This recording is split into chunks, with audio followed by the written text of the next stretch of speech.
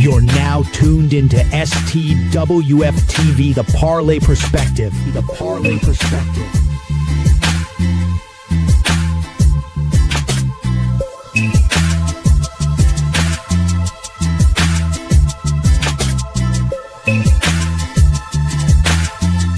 Five, four, three, two, one. What's up, hey everybody? How you doing? This your boy, Coach Lee. Happy hump day to you. Welcome to the Wednesday Night Protocol, a.k.a. Parlay Perspective. Got the crew up in here tonight. Got the full crew, except for the guy that don't talk basketball, because you know he don't know how to dribble. Well, how y'all doing, fellas? We're doing good. Close to the ground. He's So close to the ground. Yeah, but when you're that close to the ground, you should be able to go between the legs real quick and easy, you know? Who the leg? I can't even bounce it. Type of space you think he working with? Like one bounces at his neck. How y'all doing? Two planes, trains, and automobiles. How you doing, brother? Doing all right, man. Can't complain. It's hump day, baby. Already. Man, we got quite a bit to talk about tonight, but let's go ahead and get into it. So we're going to do things a tad bit different because we do have a special segment that we want to get started early. Based on a request from yours truly. So let's get into it. Let's get ready for James NASCAR. Not matching the vibes of where this is going. I know. Yeah, we're remembering the man, the myth, the legend, Rowdy Kyle Busch. Yeah, no, I got a lot of fond memories with Kyle. You know, I was a young NASCAR fan. I, grew up watching Jeff Gordon with my dad, found my own way and ended up liking Denny Hamlin. Then I kind of, I fell off a little bit. Didn't stop watching, didn't really care for it. And then Jeff Gordon retired. My dad said, hey, I got a new guy. His name's Kyle Busch. He's loud, obnoxious, wins, bows when he wins. It's crazy. And I'm like, oh, that's so cool. I'm like, well, let me go see what he is. And every Sunday I'd be watching, Sports Center or something like that. And Kyle Busch wins again. This guy could not falter. He was that dang good. They just to get the sad part out of the way, they finally released the full bit cause of death. It was a chain of events that ended up leading to this. Obviously, I pointed out a couple weeks ago during the niche that he had in Watkins Glen asked to be taken off the track and have a doctor go to the car or go to his hauler to check in on him, get him a shot, get him to feel better and whatever. And it ended up being pneumonia. But this was a days to weeks happenstance that ended up going to it. But what ended up happening is that he went into hemorrhaging shock, I believe. I thought I saw it was. He had the pneumonia that triggered into sepsis that Dale said yesterday. Thank you for bringing it up and talking about it a little bit yesterday, Dale. I do appreciate it. But it caused rapid blood clotting, and he ended up passing out during simulation for an actual race. He was in a racing simulator and became unresponsive and basically died right there. So he lost a lot of blood during that time, and he was only 41 years old. But it sucks. It's sad, but we're not gonna weigh on that. We're gonna go over the highlights of his career. Coach, if you could bring that up, it's the next picture in the M&M suit. In the M&M suit? Yes, showing his trophy off. Slim Shady. Okay, hold on a second. Oh, so I got that. Get it. So I know a lot of people end up following NASCAR, or at least watch the race, and they know of names. And when you think of NASCAR, you do not that one, the picture. It's the his career highlight picture of all the accolades and stuff. Not ready. Almost time for the video. Don't worry, I got some funnies for you. That's why I told you I'd make this uplifting a little bit. Okay, got it. Got it. Kyle had a brother, Kurt, and Kurt was doing really good in the NASCAR series and was able to, get Kyle's name out there and bring him in a little bit. And boy, did Kurt wish he didn't do that, because he would have been the only Busch in NASCAR with going crazy. He started in 2003. So, some of that, he won Rookie of the Year, obviously. He was 19 years old when he got his first pole. That is the youngest in NASCAR history. So he came out crazy and went and just got noticed, got signed by Hendrick Motorsports and drove the number 5 car for him for 4 years. Old man Hendricks could not get a good handle on him and couldn't figure out how to get this kid called Wild Thing under control. So he ended up letting him go. Well, Coach Joe Gibbs didn't want to let that talent slide, so he signed him to Joe Gibbs Racing. Joe Gibbs ended up having one of the greatest runs with Kyle Busch. He accumulated 56 wins with that team. He was also, this is also another like history record. He is also the longest tenured teammate with Denny Hamlin. 15 years of teammates. It's the longest time that any persons have been teammates on one singular team. And then after that, he signed with RCR for 3 years and won 3 races with them. He won 4 races with Hendricks, forgot to say that earlier, which totals in 63 Cup wins. Kyle also dominated the Xfinity Series when he would race it and won a total of 102 wins, which was most in that series of NASCAR.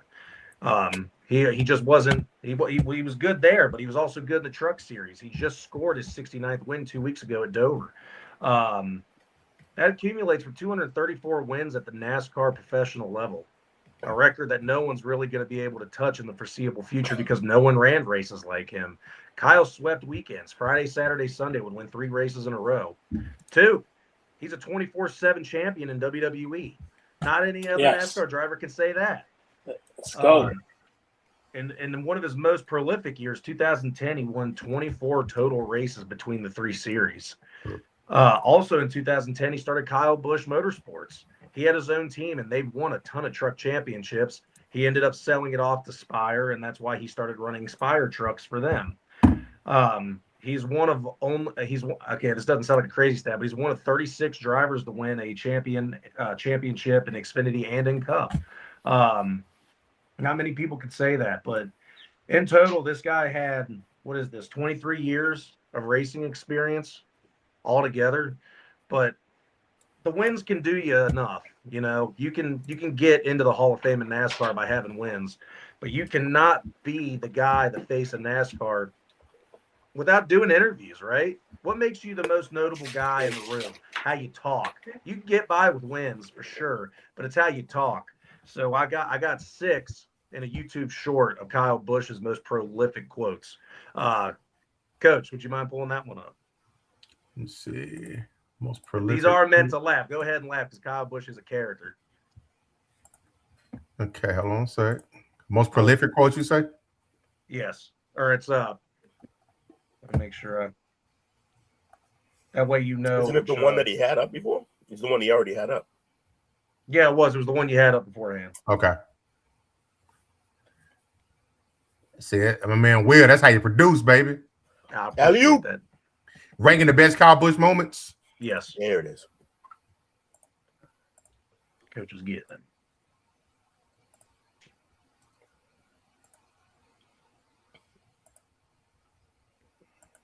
Oh, we got the volume share. I think I might have it on. No, it's not on mute. Did I? Now, when you share it, though, you got to hit the volume on. I thought I did. Oh, I always forget that part. That's why I know. That's why I said it. Every time I do this, I forget that part. Let me try it again. You know, your boy a little slow sometimes. It's all good. Man, what a career, though, huh? In the meantime, like, Jesus. Yeah, I didn't know he balled out like that. Bro just produced. Just he production. Did. Boom. And I ain't trying to, you know, I gotta say it, like, I'm a Coach Gibbs guy. I'm JGR all the way, baby. Right. No. But that's the same thing. Like when Kobe passed, I was like, look, I'm a Celtics fan. I hated them, but I always loved Kobe because it's just like you gotta respect greatness. And me being a Denny Hamlin fan who races for Joe Gibbs, if Kyle Busch won, we all won. We didn't care. We rode for our guys. All right, here we go. I'm just here so I don't get fined. Pure talent. That's about it. My pit crew did absolutely nothing to help me out tonight. My truck drove and these splitters are absolutely horrendous. I don't know, 2-3 laps later, it blew out. And for these guys, it was actually a broken A-arm that had them in the evening from there. I'm not surprised about anything. Congratulations. 15 Cup Series champion. I don't know what y'all are whining about, but if you don't like that kind of racing, don't even watch. Everything's great. Looking forward to getting back to the racetrack and getting into my race car. Are you okay with Joey moving forward? Everything's great. Really looking forward to getting into my race car and getting back here at Phoenix. Speaking of that, are you glad that this is over and now you can get in the car where you're comfortable and get back to racing? Everything's great. I'm just here so I don't get fined. Yeah, no, He's a troll.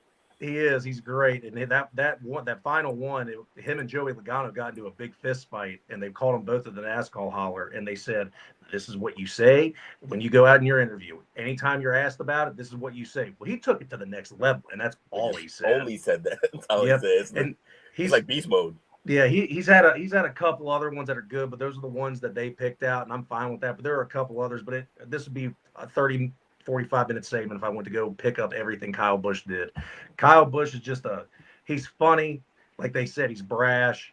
He's in your face. He's arrogant. The way that he celebrated at the end of race, he grabbed the flag and take a bow. It was fantastic.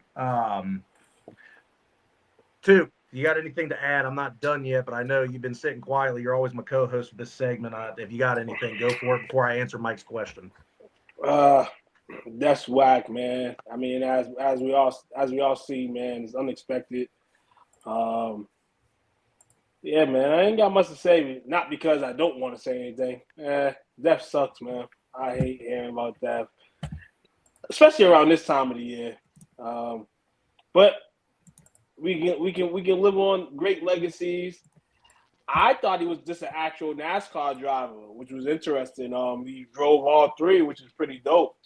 So that in myself, that's just something that I don't know a lot of people do, but seeing that he did it, man, that's some OG right there. Yep. So shout out to him. If you had to give your number one, it could be a race, it could be a clip that you just shown. Your number one thing when his name comes up now. Look, so what Will's gonna think this is just lame as hell of me to do, but I don't care. I'll do it. I don't like Joey Logano at all. Kyle Busch didn't say nothing. He just ran up on business. Logano wrecked him. He walked right up to his car, right up to him. No words, no nothing. Just punched him in the face. My favorite moment ever. Wasn't that within like the last 5 years? Couple years ago. Yeah. I see it went viral. That was crazy. He gave no fucks. He did not care. He walked straight up to Joey Logano. No words, no nothing. All business. Clock. It was great. Because I'm not a Joey Logano fan. And Kyle Busch did that, and I was like, my guy, Kyle. Hey, I don't care who he hit. That's gangster. It's great.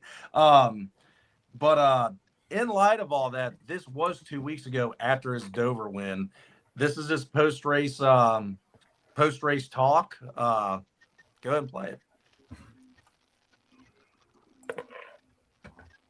And a bow in front of the fans that are all on their feet down here at the Monster Mile. And Michael Waltrip said earlier in the race that a confident Kyle Busch is a dangerous Kyle Busch. Your 69th victory in this series, your fifth right here. Why do these moments never get old, Kyle?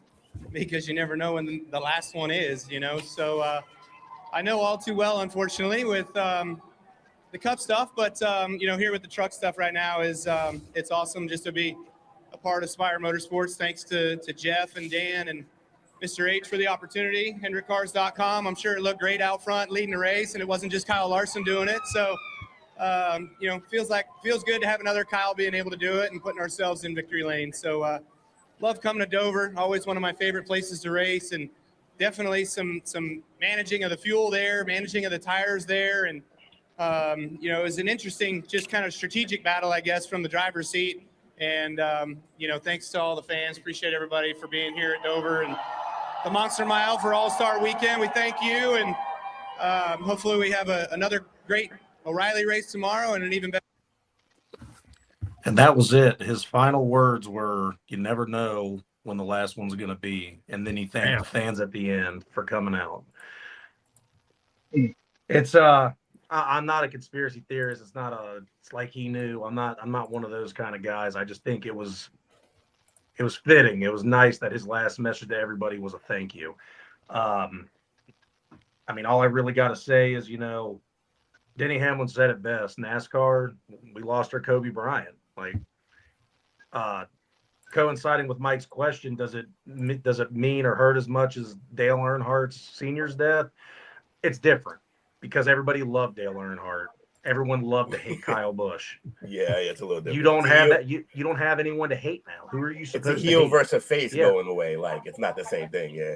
People don't know who to hate now. The NASCAR races are going to be a little bit more boring because Kyle's not out on the track. The way that I said it, because this was my dad's favorite driver, my wife told me that he had passed, and I woke up and basically said WTF, like kind of defeated. And I'm like, dude, Superman's not supposed to die.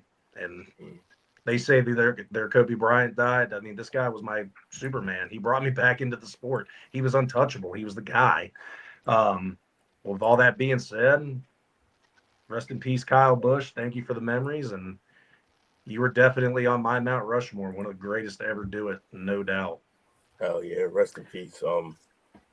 Yeah, it's crazy, man. We lose people too early sometimes. And like you were saying, with Dale Earnhardt, I also think it's a little different with Dale Earnhardt because his kid was actively in the game, like when it happened, and so I think the emotion we all felt when Earnhardt died was also through Junior, and it was like because we're feeling it for the hero that he was on the track, but then also we're feeling it through his child that we're also watching race and stuff like that. So, but yeah, Kyle, yeah, man, like. I'm not even a NASCAR fan, and I knew who Kyle was, and I've seen clips of him, and I've seen him acting a fool and winning races constantly, and yeah, man, that sucks, man. That's kind of the thing. I mean, Will said it perfectly. You might not watch NASCAR, but you know the name Kyle Busch. Yeah, he's one of the names. He's one of the names. And you brought that up too about Dale Earnhardt. I completely skimmed over this. At the race this weekend in Charlotte. They had the entire Busch family out, mom, dad, brother, and his girlfriend, Samantha Busch, his wife, his son Brexton, his daughter Lennox, and the courage that his boys showed.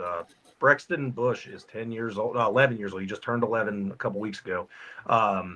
Just turned 11, and he's holding his mom, not shedding a tear, visibly upset, but not shedding a tear, being the man of the house now, the man, and holding his mom, loving his sister, and he's going to be a hell of a NASCAR driver one day. RCR came out and said no one's driving the number 8 car until Brexton gets the NASCAR, and that'll be his car if he chooses to race. And Joe Gibbs also is saving the number 18 car for Brexton if he comes to Joe Gibbs if he decides not to go to RCR. So the numbers are held. Shout out to him. And also shout out to Kyle Larson's boy Owen, who came up to give Brexton a hug when he had to be the man. One of his friends, racing buddies, came up and hugged. But shout out to Brexton for being able to do that because an 11-year-old kid, that's a lot of weight. Again, R.I.P. Kyle Busch. Let's get into this weekend's bit of NASCAR and then Indy Series, and then we're done with NASCAR. No more left turns. We had the Indy 500 this weekend. I was rooting for Pato O'Ward. Everybody else had their favorites, their betting odds, and whatever. Joseph Newgarden looked like he had a really good chance to win, but he wrecked out again like he did last year. So no 3-time winner. A guy that I didn't expect to win, Felix Rosenqvist from Sweden, won his second ever IndyCar Series race, and it happened to be an Indy 500. Tuke, I think his odds were like 12-1. It was a really crazy odd. You would have got paid out a lot of money if you would have taken him. I think it's something like that. But yeah, no, he takes it out, got to drink the milk. Good for him. It was an exciting race. It was a fuel and tire race. You really had to figure it out. I haven't seen that in Indy before in recent time. Leaders stayed out too long. They needed to make one more pit stop, so whoever was in the back had a chance. That's how Pato O'Ward had a chance to win. It was just what it is.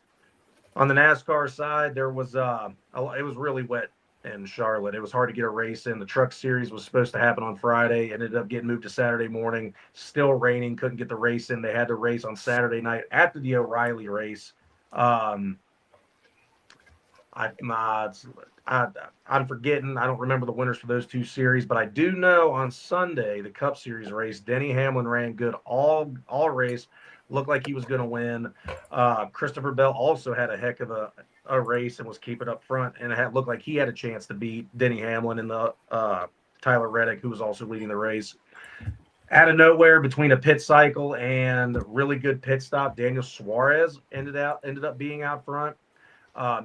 Daniel Suarez got his start in NASCAR because of Kyle Busch Motorsports, and there was a rain delay, red flag that ended up completing the race because it was 4 stages of 100 laps, 400 total laps. They completed 3 stages, and there's only like 30 laps left.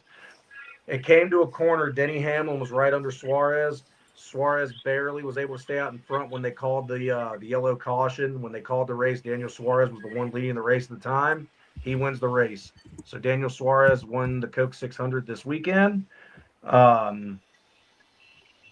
are on to Nashville next week, and Nashville is a great race because the trophy is a big old guitar.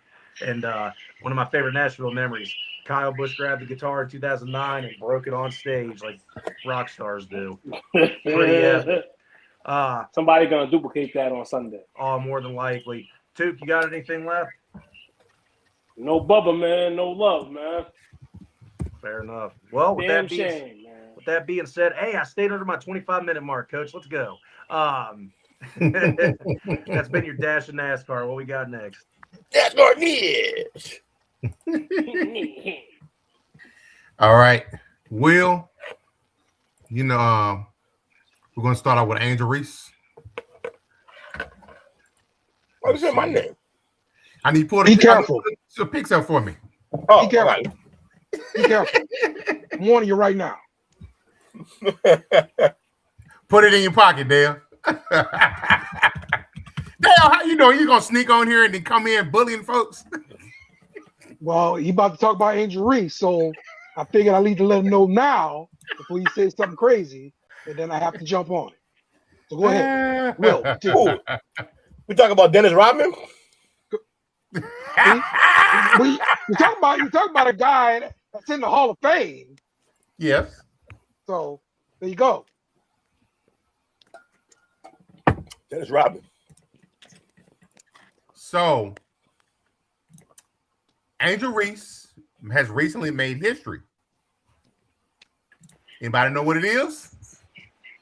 Worst for never mind. Just for you, Dale. Best looking woman in the WNBA. How about that? Say what? Best looking woman in the WNBA. Oh, wait, I got it. I got a good guess. The tallest Sports Illustrated swimsuit model.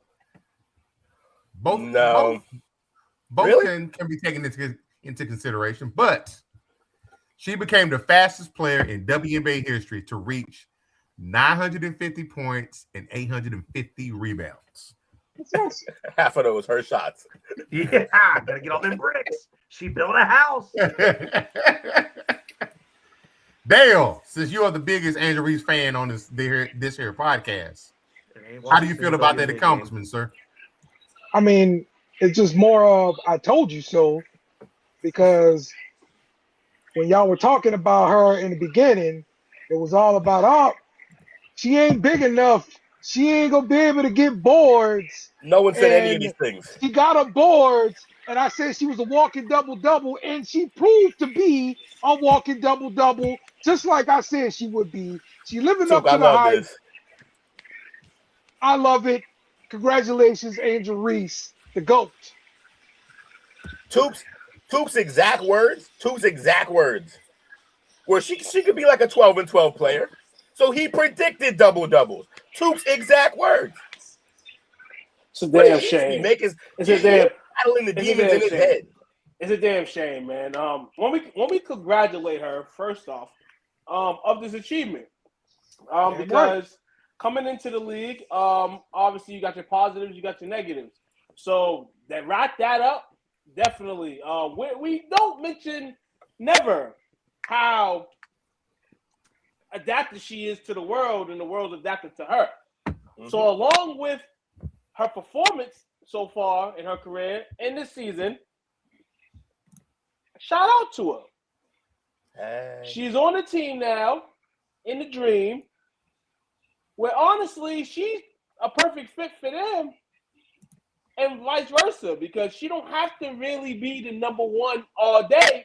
which she don't have to score 20. I said, being in a Sky uniform, offensively, you're going to have to improve your game.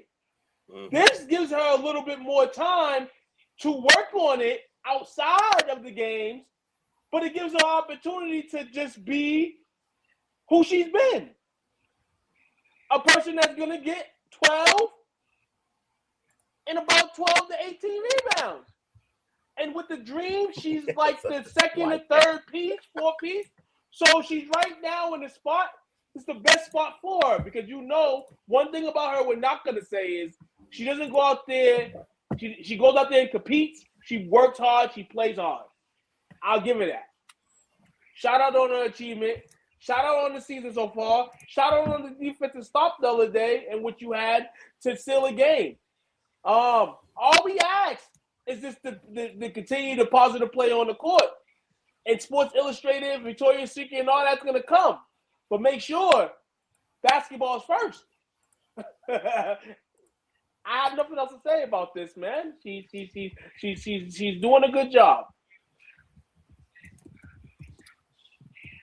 Great player. No one's ever said otherwise on this show. She's gonna break a record for the most missed shots from within 2 feet, though. I know that. If we really watching the games, we see that the offensive efficiency is still not there.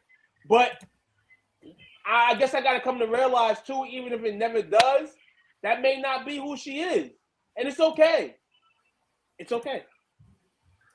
That's what I told people from the beginning. Everybody wanted her to come in and like be Della Don like level, and like I'm like, yo, she's Dennis Rodman. It don't matter. When you say she's still a Hall of Famer, like yeah. I mean, you saying he's still a Hall of Famer? Yeah, I'm not saying that she can't be. She's a rebound machine. I don't care whose shots they are. We make fun of it about it's her shots that she's rebounding, but guess what? There's plenty of people out there bricking bum ass shots and not getting their own rebound. So like, I have no problem with Angel Reese. A great pull with the Elena Della Don though. Yeah, like I think that's what people thought, or not thought she would be that player, but they wanted her to be that type of player. And I'm like, yo, that's not gonna be where her game is. Every time she pulls up for a jump shot, I'm like, we don't gotta do this. You can pass really well. Y'all remember in the old 2K games how they used to have the hot zones? Her hot zone's by the hoop, and it's cold everywhere else. Let's be honest, is it? It's cold everywhere else. Yeah, her hot zone might be the free throw line. Like I've seen her airball free throws. I don't know about that. Hey, I'm gonna be real, dog. She need to tighten up too on the free throws too. But hey, she signed with Reebok. She signed with Shaq, so I don't see that happening with him at least. But yeah, the free throws to me, I can deal with the bad field goal percentage. Okay, there's been plenty of Hall of Famers that got bad field goal percentages, I guess. But signing with Shaq was nepotism.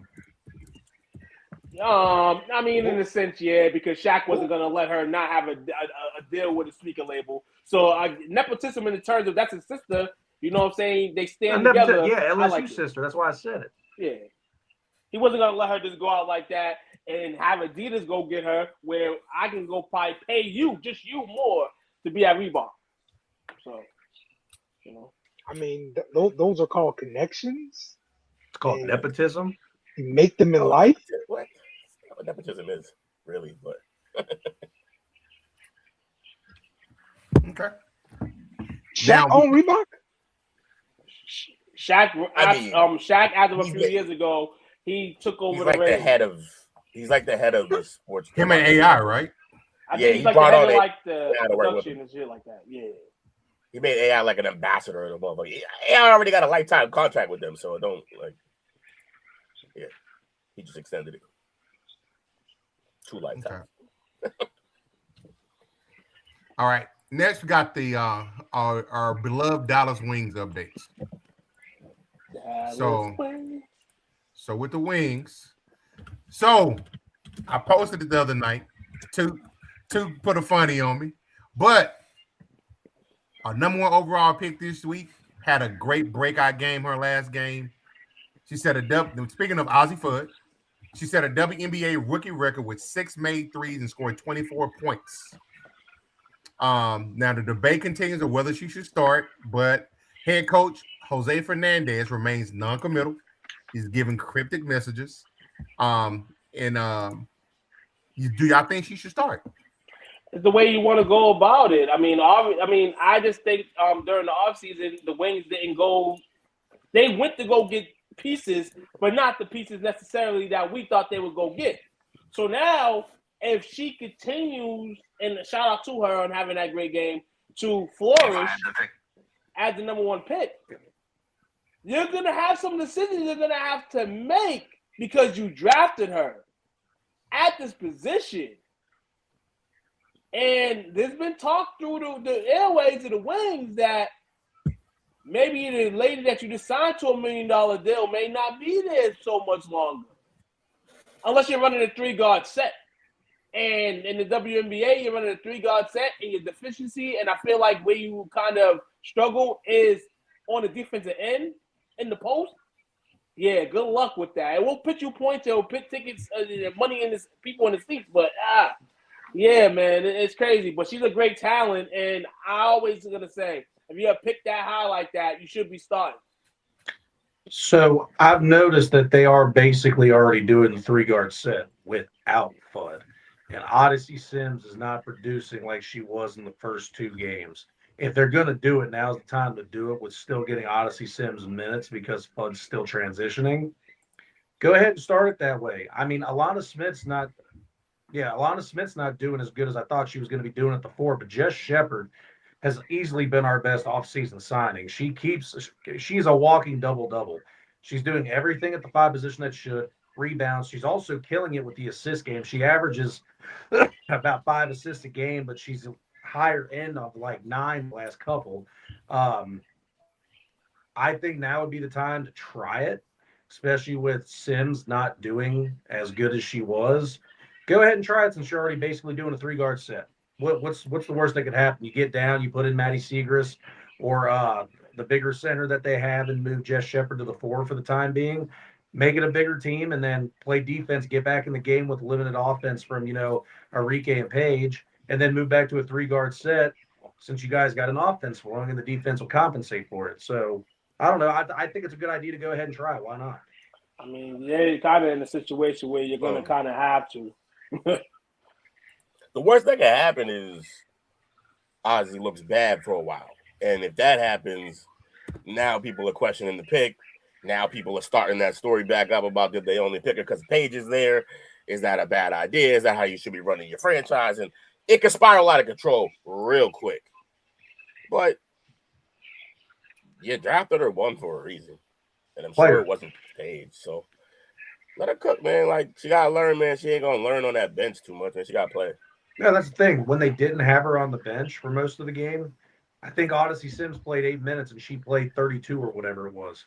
So, and she had 24 points because you're leaving her out on the court for a chance to get warm, get hot, and start scoring. That's her whole thing. When she gets rolling, she's going. My thing is everybody yapping about, like, should she start? Y'all losing the plot entirely because it doesn't make a difference. Being in the starting lineup is only going to matter when it comes time to be paid. That's the only time being in the starting lineup means anything.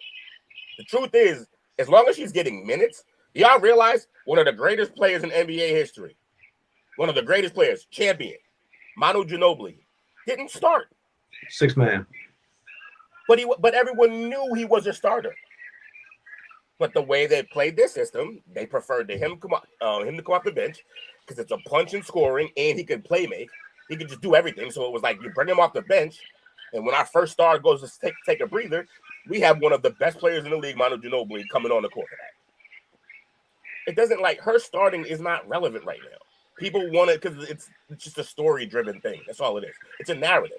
It does not make it. If you give her 30 minutes a game, it does not matter if those minutes start at the beginning of the game or whenever the first substitution is. It doesn't make a difference.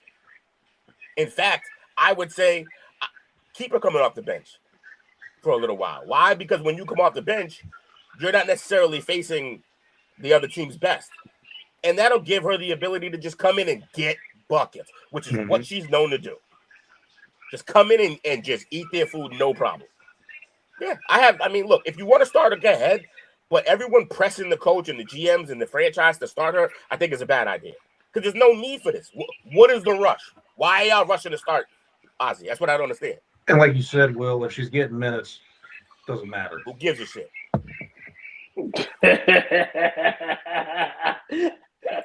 Hey, listen here, man. Wings basketball, man, at 4-3 right now.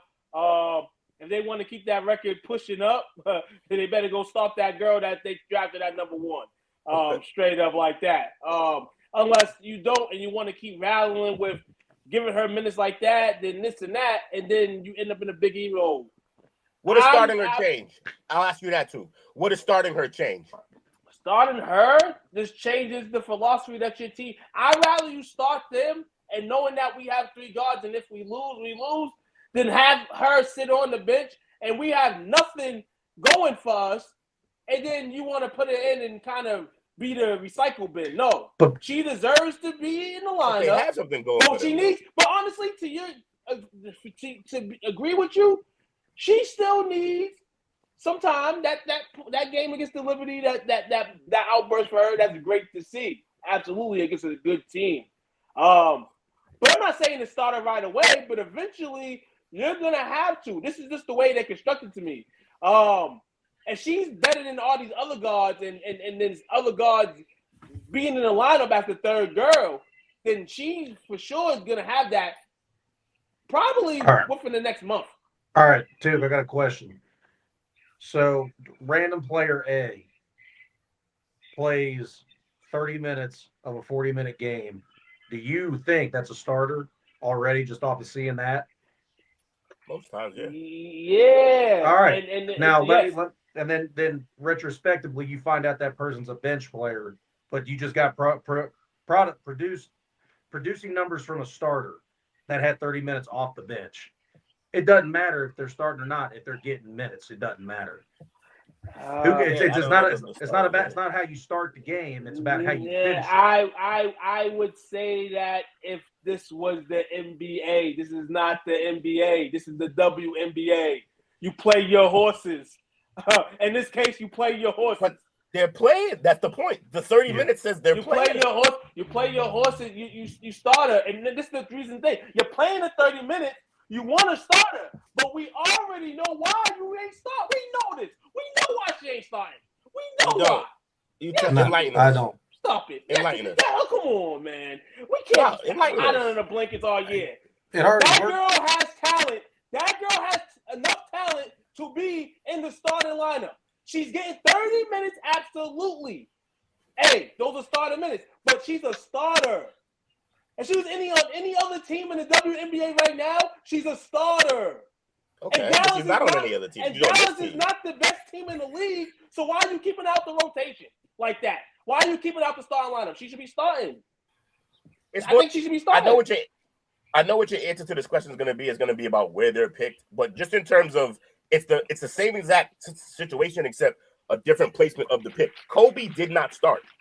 What to me, because this is my ideal. My ideal was for them to go get a front court presence or to sign or trade for Angel Reese. That was my prediction going into the offseason. So when you went to go get Ozzy for that one, in my mind, I'm like, hey, you might as well run the 3-guard set with her. Well, I was surprised when they said she wasn't starting. Come on, dog. We all were. She got talent. She should be starting. We all know were. why She's she the ain't first starting, overall dog. pick. They don't want to have that press conference, and they're like, oh, so what are you and Paige eat tonight after your first starting game? No, we don't. Nobody wants to hear that, but guess what? We're going to have to hear it.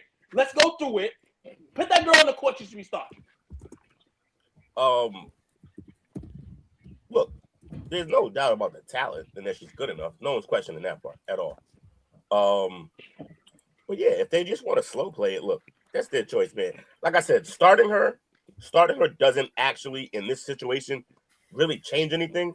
It's just for the people, I guess. It's for the people who go to the games. It's for the fans who we pay to come see her play. We want to see her in the starting lineup. I get that, but that's the equivalent of the parent in the stands at a little league game saying, "Start my kid." Like, I want to see him play. Like, it's the same thing. And that's why I say this is not the NBA. Because if this is the NBA, it's not about NBA. It's about professional sports. It's about professional sports, one, but two, as well, it has to do with winning too. So if you're not winning, You know what I'm saying? Then you can't do shit like So that. get her out If you're there. Popovich in San Antonio and you're winning, you can get away with starting Ginobili and coming Ginobili off the bench. You can't get away too much What's the longer record? with having her. They're 4-3. They're 6. They're 6 in the I believe they're 6. So look at it this way. Look at it this way. They're 4-3 and they picked first for a reason. They're 6 in the Western Conference right now. So that right now in the Western Conference, they are what almost they're the low of the low right now. So something's gonna change, and that's gonna be a change. Yeah, it'll happen. I just say no, it'll happen sooner than later. But I just don't think any need to rush it. I don't think it really changes much. But yeah, I agree. Like she's good enough to play. Love the Wings 4-3. Aces tomorrow, man. Support. If you think the Wings, baby. If you think she's better than Eddie Jones, then sit Eddie Jones down. All right. Next up, we got the NBA Conference Finals. Now we're gonna go start with the obvious. New York Knicks are at 11-0 in the playoffs. They swept. It wasn't even a sweep. They beat the you know what out of the Cavaliers. So park that for a minute. Over to the game. We got games 5 coming up. Game 6. Game 6 coming up in the Western Conference Finals. Correct. Okay, so first off, who surprised you in the Western Conference Finals so far, and who disappointed you? No surprises. I think everybody's doing exactly what they're doing. I think we're watching the birth of a superstar in Wemby. However, I think we're gonna see that he's still young. Couple of, like that last game, I think it was 4 for 14. I know he's young. It's the first time on the stage. You can't have that game. Can't have that game. But you're gonna need to have those games to get to where he wants to go. To get to the greatness that he wants to be, you're gonna need to have a game like that. Everyone has it at different points. Took, you already know. I'm gonna go to the number one. Kobe had the 3 air balls.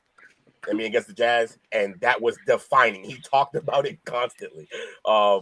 It was defining for his career. I think this 4 for 14, especially if they lose this series, I think this will be one that Wemby circles back to about how bad of a game that was. He just because it wasn't just that he was 4 for 14. It was that the 4 for 14 took him out of his game because he suddenly wasn't rotating as much. He wasn't weak side helping as much. He wasn't getting out to that corner 3 as much. Why? Because he was stuck in his head about being 4 for 14 and not contributing the way he's used to on offense. So that's going to be something he's got to deal with. And I think he will. The kid's great. So I'm not going to say there's any – I truly don't believe there's any surprises for me in this series so far. Other than I'll give you one surprise. Not a player. It's the refs. I am, oh, wow, what a weird sentence. Kind of proud of the refs in this series alone because they have not bailed Shai out.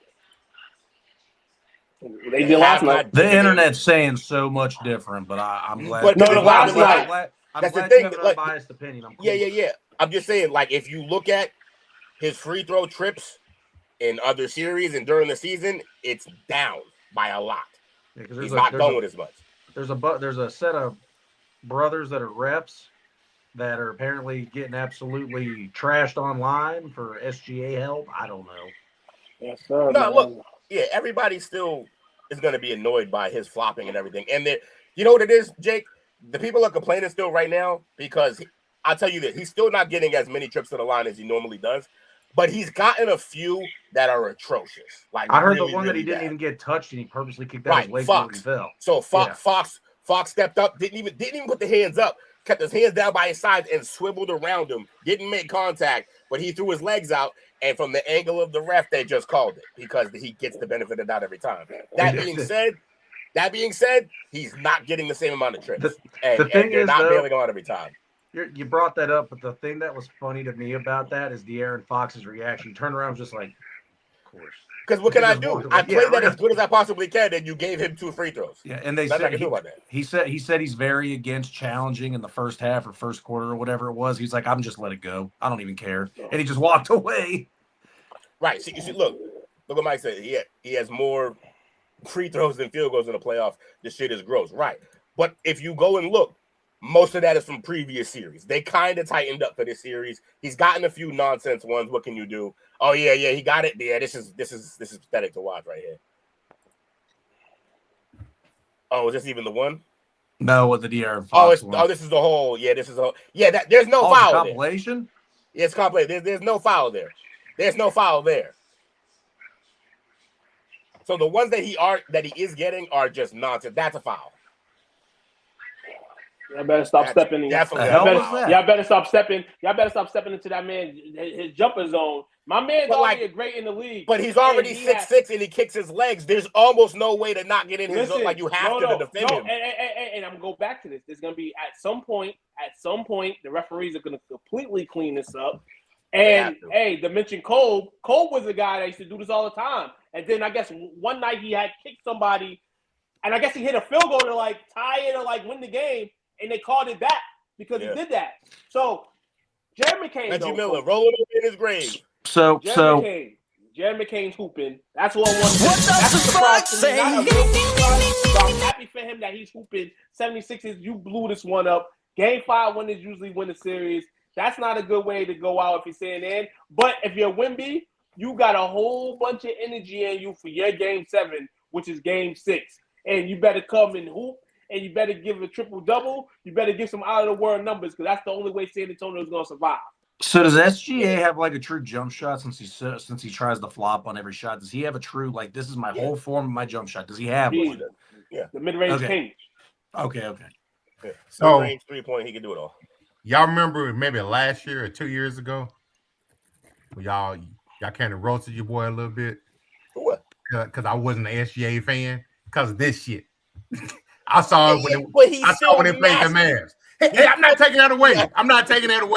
But I'm like, come on, dog. I mean, the only thing I roast you about is not watching college basketball because I'm not much of an NBA watcher. So fair. Roast you back. Yeah. College basketball is real basketball. Come on. Allegedly, so real basketball where no one can shoot. Yeah, it's fun. So this Jay Will right here. Rooting for him is because he plays through all that SHIT. He plays through all. Unless he hits you with an elbow, but yes, he does the one time he retaliates. But then you watch, contradictorily, when you watch OKC play, every single call, every single time they shoot, SGA is landing in somebody's region. He's falling down, and you're just like, how do I root for that? I see why I can root for that. I can't root for that. You're rooting for ethical hoops. As a fan of the game, I just want to see the game respected. And there are times when I watch OKC play, I don't feel like they respect the process of the game. It's too much. But as a competitor, you understand that the Thunder are doing what works for them and what wins. Sure. But when you fall down 95% of every shot that you take in the fourth quarter, at some point, and I'm glad that the refs are not calling it, I get psychologically exhausted. It makes me check out of the game. But that's There was a stat that said he was on the ground more than standing up in the last couple games. I think it was. I thought I saw there was a stat somewhere that said that. Thought it was wild. You know what this is, and people need to just deal with it. What this really is, and I'm not gonna blame OKC. It's gross and not fun to watch, but I refuse to blame OKC because you know what this is. This is the tush push. That's all this is. Everybody has access. That too. Everybody could do it. Stop it. Now, the only difference from the tush push that I would say is that it's harder to say stop it to the players when this is kind of a league problem. So the league has to stop it. Y'all need to train your refs better. Y'all need to have y'all refs not getting fooled. If you need one more ref out on the court so that you can get better angles and not get tricked by my man throwing his legs out and no one touching him and him falling, then do that. But somebody has to stop this shit. They're playing to how the rules work. That's all they're doing. Every SGA, go play soccer. It's really just like it's always been. Back in the day, Jordan used to get that whistle all the time. All right, there's a highlight of Jordan hitting a jump shot right before he pushed his man off. Yeah, okay. Tell him. Offensive foul for sure. He has been doing this for years. Like stars get whistles. That's what it is. That's what it is. Stars get whistles. Dale putting something into a basketball topic that actually means something. I did not have that on my bingo card tonight. You should let him make it, Jake. I did. I said let him rock. I said let that Hey, man you see cook. this? You see this right here? Oh yeah, he was basketball. Will, this is the type of nonsense all started when one guy came into the NBA, and it's gotten worse over the duration of his whole career. So here's the thing. The problem is, Mike, this is why Jordan guys or anti-LeBron guys, this is why y'all fail so often. Y'all have the leverage anyway. It's MJ. In your era, you have it. And yet you make comments like that because Vlade Divac was flopping way worse than anybody before LeBron ever got into the league. So unless the player you're speaking of is Vlade Divac, then you're full of shit, my guy, and you know that. But to Divac's defense, he had no other defense guarding Shaq, right? Shaq big ass just get there and start knocking people over. That's the whole reason why they created the circle under the goal to begin with. And he's not the only one. He's not the only one. If you want to see if you want to see one of the greatest leg kicks to draw fouls, look no further than what Reggie Miller. We consider him one of the greatest shooters of all time. All he did was draw fouls. Absolutely. So absolutely. To say that this started with Braun is crazy. No. So I'm pretty sure Tuke has already seen this before. What's up, y'all? I got something to reveal from Underdog. Unethical hoops flying. Facts, Mike. Open this up. All right, we set up. Let's see what the board looks like. Red snap. A lot of people do that. Hook was James Harden's move. Push off. This is brilliant. You know I don't foul. I love that it's Dylan. Perfect for this. So you see that red? Oh.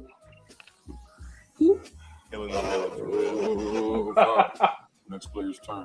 Get yours when you come out at unethicalsports.com and play your game with your friends and family and get reacquainted with the new foul beating from the villain. Not all heroes win capes. Let's go. That's great. Dylan is the man for that. That's what being a real troll look like. That's a real troll right there. He's on the court with it. He's off the court with it. That's trolling at his finest. Give him a lifetime contract, Phoenix. I'm telling you, man, when LeBron writes his book, Dylan Brooks is gonna have a chapter or a sub-chapter all to himself. He gonna give him a paragraph, maybe. But I agree. He should have a chapter because he lives rent-free in his head. But when he came to the Lakers game, dog, when we got swept, dog, that's bro, sitting in the stands is hilarious, bro. It's just so good. All right. Brooks. Also, recently we had the announcement of the All NBA team. Unanimous selections on the first team. You had Shai and the Joker. Wemby got 99 first team votes. Mm-hmm. Luka got he appeared on all 100 ballots, and Cade got 98 ballots, strong first team support. So Shai, the Joker, Wemby, Luka, and Cade are your first teams. Your second team, Jaylen Brown, Kawhi, Donovan Mitchell, KD, and Jalen Brunson. Yeah, it's funny. I would argue, like, in a bottle, just in a vacuum, I think Cade had a better performance this year. But when you add context of everything that the Celtics had to like come back from in terms of all the players lost and Tatum not being there, I think Jalen belonged on first team probably over him. But other than that, solid list, man. I ain't really mad at it, and I'm not mad at it. And considering how Jalen ended the season, I ain't mad that he didn't get first team. Your third team is Tyrese Maxey, Jamal Murray, Jalen Johnson, Jalen Duren, and Chet. Shout out to you could have made a case for Jalen Johnson being in second team. He had a year. One noticeable that wasn't on there, LBJ. Shout out to that, man. He's Shout out to that. That means the league's trying to go a different way. But it was only, they say he was ineligible because he played fewer than 65 games. Only the second time in his 23 season career that he didn't make any All NBA team. Nah, he's too busy managing his loads now. Jaylen Brown. Jaylen Brown got screwed. He definitely did.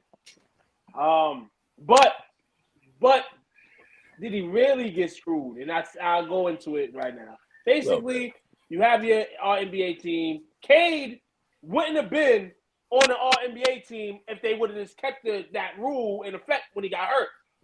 But I guess they fought it that he got hurt at this point in the season. He should be eligible for awards.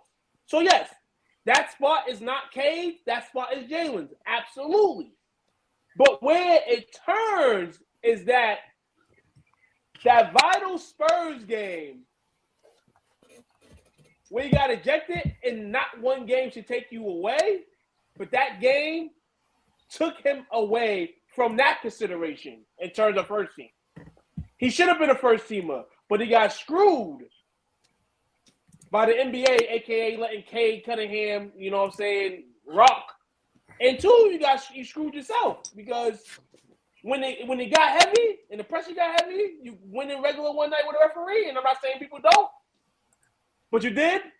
And in a world where you're already being the underdog anyway, you make yourself more of an underdog, man.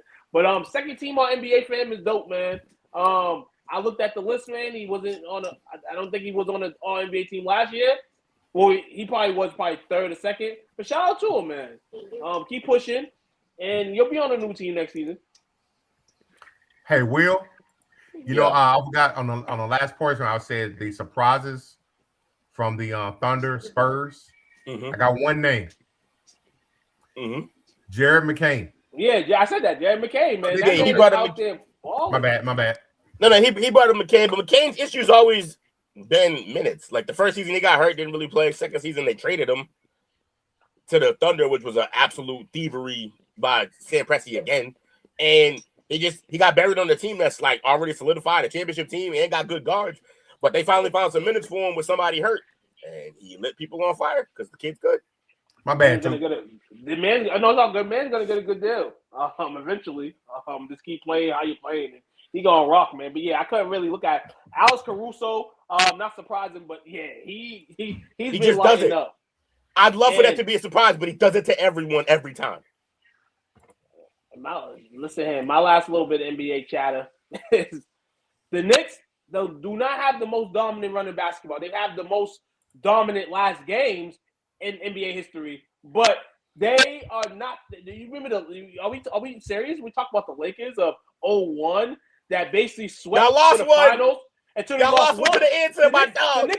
The Knicks lost 2 to the Hawks, so don't get me started on the Knicks top best run all time. I know, it's funny. So, but great basketball. Have you guys seen this before? No. This happened in '92. A retired Dr. J versus Kareem. Or was it a charity game?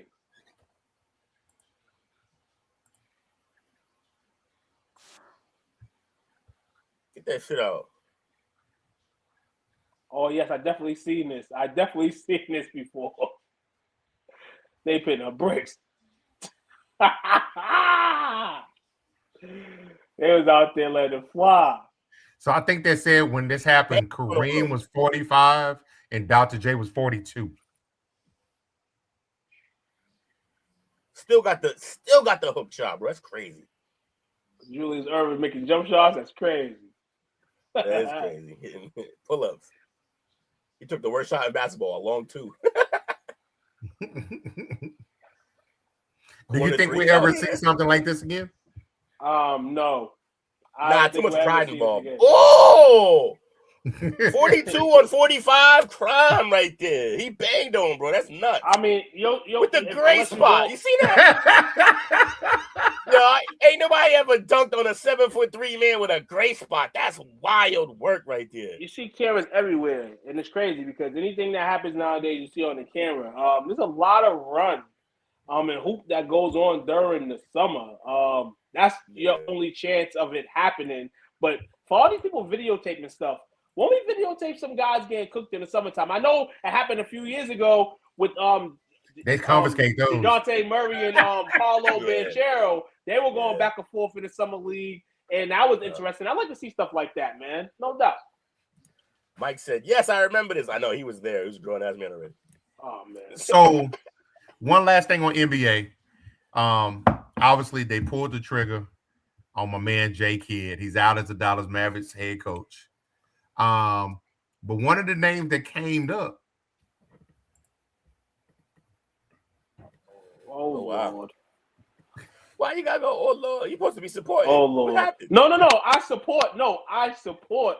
But the NBA ain't gonna support. That's why I said, "Oh Lord," because this is. Hey, Becky Hammond. They got Becky. This will be a second. This will be a second big market. Well, not big market, but second big city team.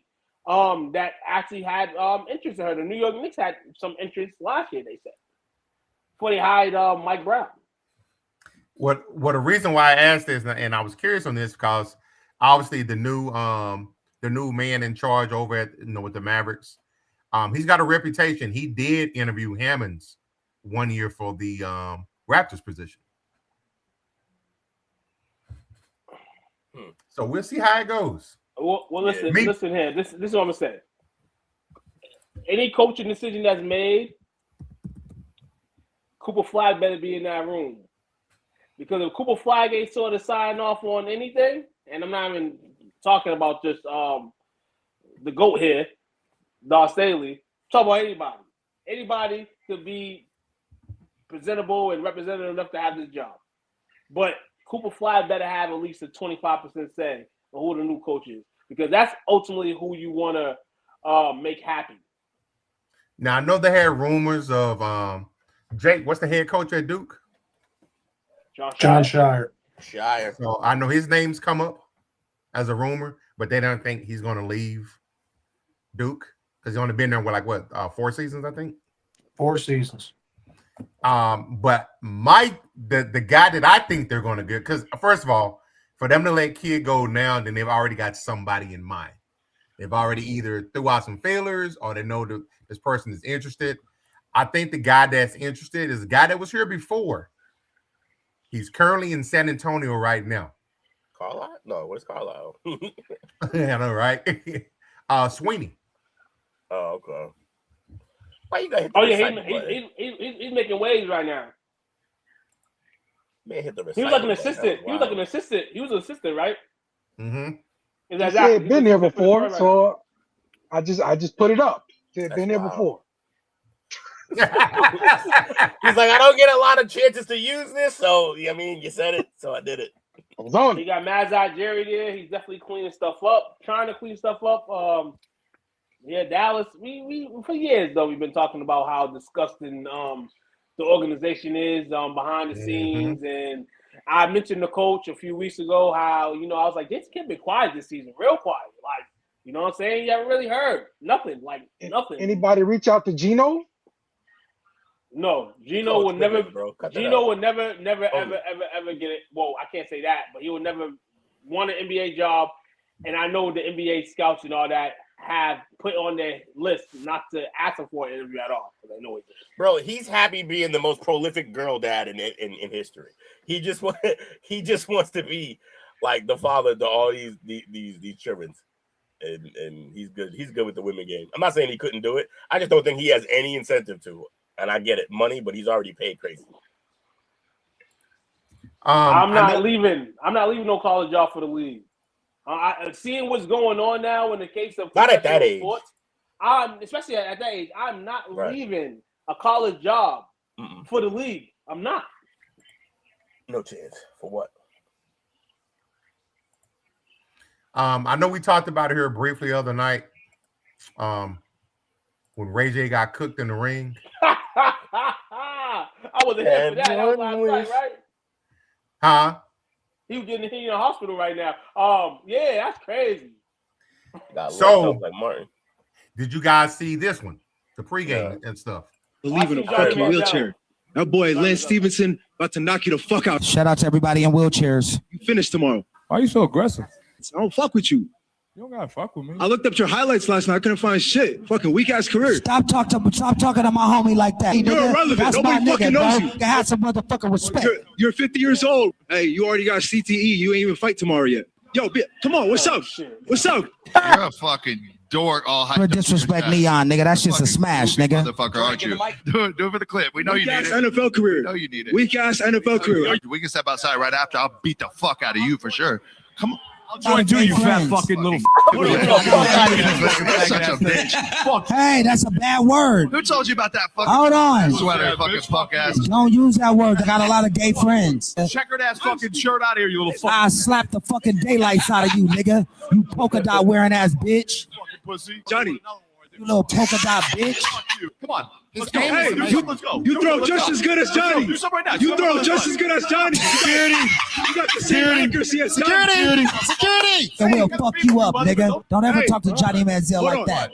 Johnny, how are you gonna wear the mouthpiece tomorrow for the fight when you got Drake's dick all the way down your throat? Well, bitch? you gonna have my dick down your mouth right now, nigga, after I shoot my throat, bitch. That's not true. Little bitch.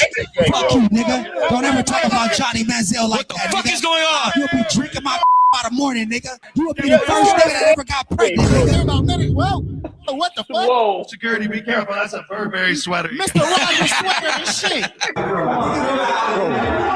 What'd I do? Yeah, why you got the sweater on from GTA? What I do? Nah, that whole comedy, that whole segment was crazy. And what they didn't clip, which I thought they would clip on that one, was when the guy was going back and forth with Johnny Manziel about his career, his opponent was going about his career, and basically Johnny Manziel's like, you know, I'm a Heisman, you know what I'm saying, made more money than you, still making more money than you. Johnny Manziel, out of all those people, had the best weekend. He got a TKO, and he's gonna be on another card, and I want to see Johnny Manziel on another card, man. All those other guys, Stevenson trash. Michael Beasley too big to be losing to Lance Stevenson. And Beasley taller. Lance is stocky though, bro. Nah, but this and he's been in real fights. I just don't. I'm sure Beasley has too. He won his mouth whole career. Yeah, man. I just think Beasley wasn't even in the MMA experience. I just like, hey, let's go, let's do it, whatever. I heard reportedly that fight was for some money that Stevenson owed Beasley. Apparently.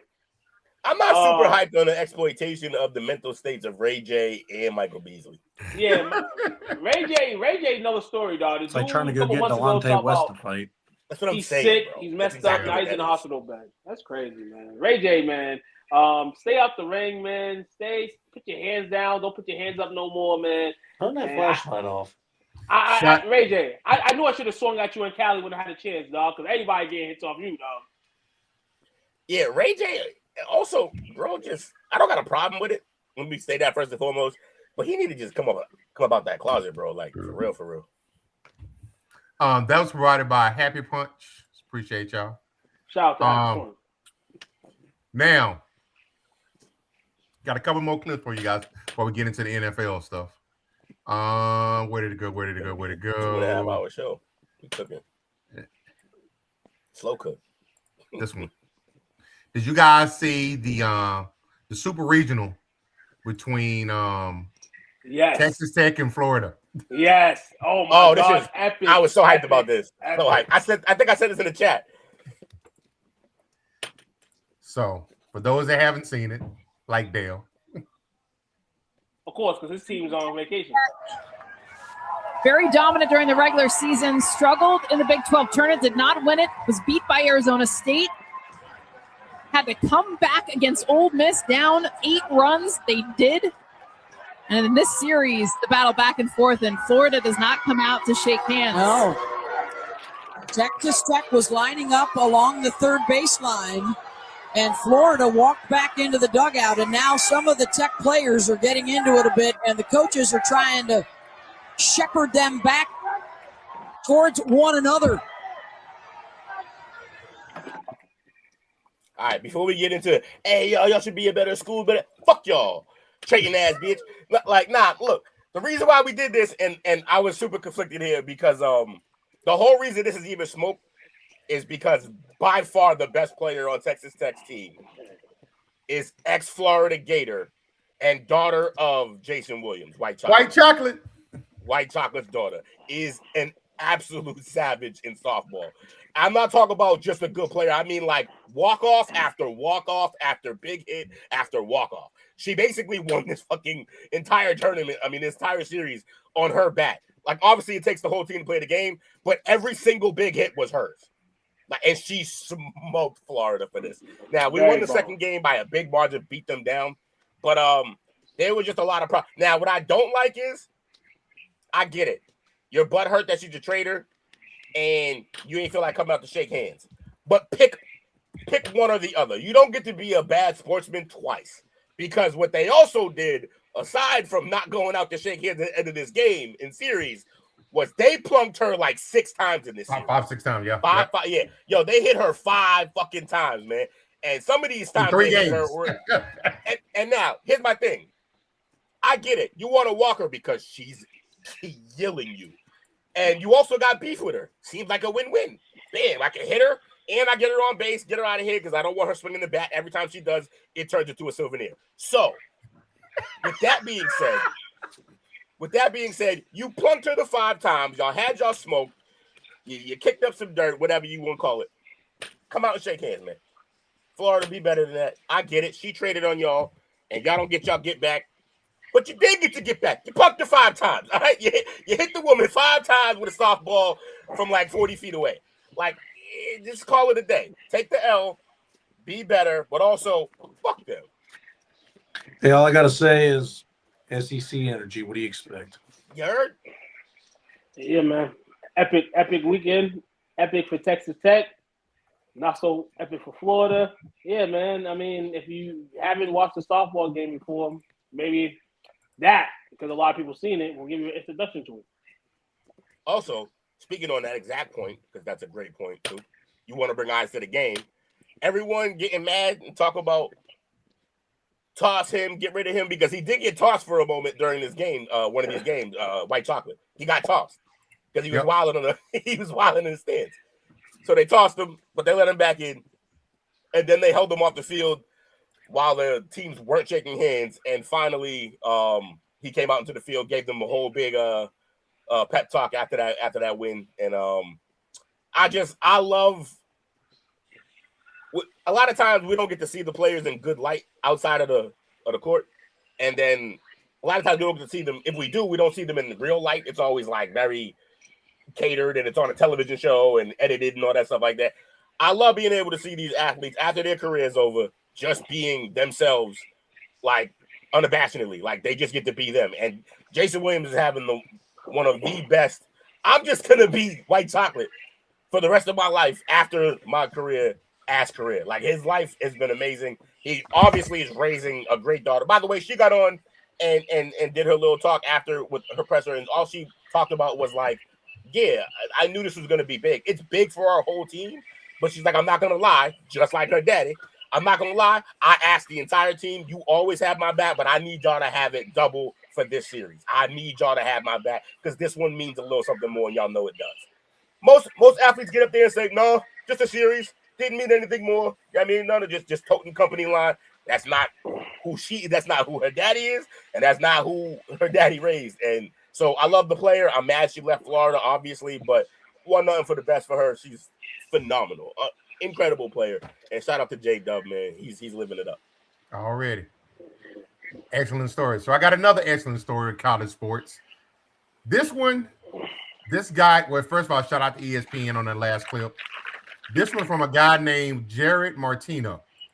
Oh, shout out to my man Jared, man. That's my guy right here. That's my cousin in there. Crazy story. Here you go. I'm one of the only psychos that played college football at every single level, so let's break down my college journey. So after putting up almost 7,000 yards of offense and 81 touchdowns in high school and playing in the same All-American game as Cade Thibodeau, I'm sitting here like, oh my God, I'm going to have like every single offer in the country, right? But no, that is not what happened to me. I ended up getting 2 half scholarships, one to FCS Sacred Heart and one to Merrimack that was D2, and they were just making the jump to D1. And I had 2 preferred walk-on spots at Rutgers and UMass. I graduated in 2019, so the whole like, oh, let me just go to a small school, hit the portal, and transfer up. Wasn't really a thing. So my thought process was, I don't really want to pay every single year at an FCS. Let me go walk on, bet on myself, and get a full scholarship. I finished up my high school career in Connecticut, but I'm from Massachusetts, so I thought the best option for me was taking the PWO at UMass. And by the way, for football content from someone who actually lived it, be sure to hit that follow button. But I'm immediately cooked the second I get on campus at UMass because I actually injured my back 2 weeks before going to school. Didn't think anything of it, thought it would get better. It didn't. I find out I'm born with spinal stenosis and I have to get back surgery. So the dream of betting on myself immediately turns into a nightmare. So obviously that freshman year in 2019 is cooked, but then the next year COVID decides to hit. So we get sent back home and they also tell me, hey, Jared, you're going to play defense this next year. And that is the last thing I wanted to hear. I went to UMass to play running back. But that is ultimately super ironic and you'll understand if you continue to watch this video. So with no film and coming off an injury, I decide, nah, I'm going to leave UMass. This isn't the spot for me. And I have no offers, obviously, when I do this. So I end up having to go the JUCO route at Independence Community College. Yes, the school that was on Last Chance U. You guys always ask. And yeah, man, JUCO coaches are definitely out here selling dreams, but man, they can sell that dream really good. They got me when they said, oh, if you go here, ball out, you could probably go bigger than UMass. Once they said that, I was sold, and I was on the first flight to Independence, Kansas. And despite having like 12 other running backs in the room, like 4 Division I bounce backs, I'm looking like I'm going to be the starter for the spring 2021 season because COVID got canceled for 2020, so we were playing in the spring. Yeah, that ultimately doesn't end up happening because I end up getting a Liz Frank injury a week before our first game in the spring, and I have to get surgery, my second surgery before ever playing in a college football game. So I had to get 2 surgeries on my foot. They had to do one to put the screws in, and then a couple months later, they had to take the screws out, and I was really rushing this rehab because I was trying to play in the fall of 2021 because I figured if I don't play then, my football career is probably cooked. So yeah, somehow, some way, I'm actually able to play in our first game for Independence. I actually end up scoring a touchdown, and for the first 3 weeks of the season, I'm like leading the conference in rushing. It's looking great. I think I led the conference in rushing touchdowns, and I'm thinking like, yo, this could be a cool little story. I'm going to transfer back D1. Like, everything is going to be great. You're catching on to the theme. That does not happen for me. That's just not how my story was supposed to be written. I end up re-injuring my foot, and I end up missing like 2 games, and I just wasn't the same this whole season. But I actually still end up getting some Division II offers, and I end up committing to Missouri Southern State University, a Division II school in the MIAA in Joplin, Missouri. And honestly, at first, I thought this was going to be a really good spot for me. But, you know, sometimes in life, things just don't work out. And yeah, as you can see, the numbers, they were not numbering. So mid-season comes along. I'm sitting there like, bro, this is already my 3rd school. I've had 3 surgeries. Like, I'm in Missouri. I want to go back home. Like, football's not for me, bro. I'm hanging up the cleats. So I end up going back home, start working at UPS. You know, I'm making some pretty good money. It was like the seasonal thing. So I wasn't like a full-time UPS employee. Like, didn't have the big truck. I was working out of my car. It wasn't bad. You know, the money was good. As time goes on, I'm sitting there kind of like, damn, I did all this for my football career, sacrificed so much, put my parents through so much, and I don't even have a degree. Like, bro, let me go back to school and try and get this degree and I guess see what happens. So I end up going to Division III Framingham State University to play linebacker. And yes, I know if I had just done this at the beginning, a lot of things would have been different, but you know, God has a plan for everybody, and this was supposed to be my journey. I ended up leading the country in tackles for loss. I had like 12 sacks. I think I was 5th in the country. I have the longest interception in program history. Like,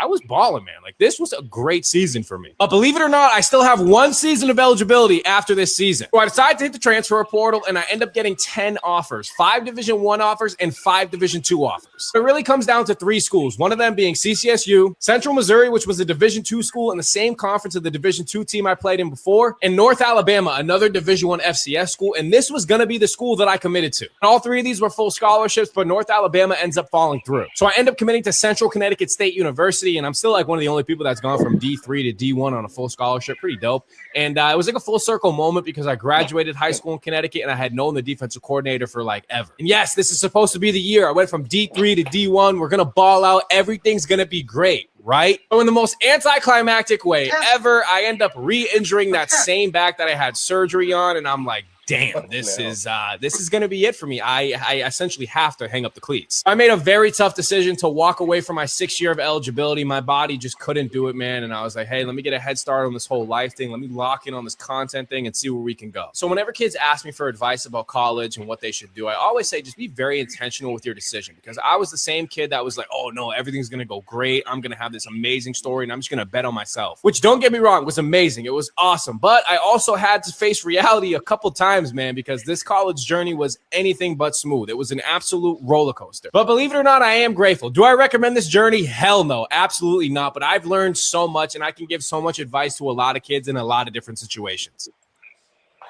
Sounds like somebody from Massachusetts, dog, on the football tip. Yeah, it's up and down over here, man. That's how it be. Like, life is struggle when like 3/4 of the year you're covered in snow, bro, and freezing cold. Yeah, man, that's a crazy journey though. Like, I follow that man. I found out he was from Massachusetts. I followed him a few years ago, man. Got good content. And watch out for his content as well, man. Got some good QBs and good players football-wise in Massachusetts that are getting good looks, man, from some of your favorite schools. So, yeah, his first mistake was going to UMass. Yeah. UMass, man, the stadium sucks. The campus sucks. It's all bad. Football-wise. All bad. The campus is fire. Like, you go up there. Campus is fire. Everything about football program is not good. And they just went D1 last year. They just went to the mat. And got pummeled. They won a single game. So at what point would you have given up if that was your journey? I would have given up. Yeah, once I left the D1 squad, and gave up. It probably would have been the re-injuring of the Liz Frank. Yeah, because it's like that's usually problematic. Yeah. That can affect your quality of life. No, he didn't re-injure the Liz Frank. He re-injured the back. Well, yeah. No, he re-injured both. He did both. It was both. He did both. He re-injured both. Yeah, that second Liz Frank, just based off. But see, that's only based off what I know about that injury and shit like that. I never had it, but I've like looked over it and studied it because certain players kept getting it out of nowhere. If you don't take care of that, you can affect your quality of life later on. Yeah, like first of all, the minute you get it, you're guaranteed like arthritis in that foot. First of all, so that's a given. He's gonna have that later anyway. But yeah, like not taking care of a re-injury, you can really change how you like walk and run and all that for the rest of your life. So, shout out to bro though. He never quit, and he can always take that to whatever else he does in life. It's like, nah, I've already like stared down the barrel of losing a dream, whatever this is. I can deal with this. I've done it before. Inspiration. I'm glad he put the story out. He's hilarious too, by the way, because it was like a Mad Lib. It was like a choose your own ending book, and every ending ended with like him not getting able to do what he wanted to do. What else we got? So this one more story before we get to NFL stuff. So football is big here in Texas. You sure? That's what they say. Say it's a second religion. Fair enough. I got a question for the guys on here who are parents and your son played football. Would you let your son play for this specific team? Language warning. Hey, I want to hear y'all niggas. Hey, let's go. Hold on. What we doing, y'all? Hey, bitch, what up? Yeah. Hey, bitch, what up? Hey, bitch. Hey, bitch, what up? They standing on their buckets on top. That people then wonder why there's this stigma or this cloud, whatever you want to say around the Black culture. Well, that's it right there. Duh. That's unacceptable. Play football. Having those young kids singing that song. It's ridiculous. There is no defense for this. I don't care what you got to say. You can come at me sideways all you want, but that is ridiculous. My kids would never play for a coach like that. I'm split here. Dads, what do you think? Yeah, let Dads go first. Dale, you first. Yeah, I can't. I can't. I can't personally. I can't. It's too much. It's too much, man. At an early age, so Fanny and all that stuff. Now they probably go out there. If Tim tell you it's too much, it's too much. They probably go out there. And they big ass and L uniforms. They probably ain't gotta pay a goddamn thing. But yeah, man, the reality of that right there is that you got to go into that every game. Yeah, my at a young age, I can't. I mean, as it floats through, maybe because this AAU teams I see that act crazy like that, and those kids are getting D1 looks. So not at a young age though. Can't have that. Gotta learn discipline. Gotta learn the respect of the game. Gotta learn all that.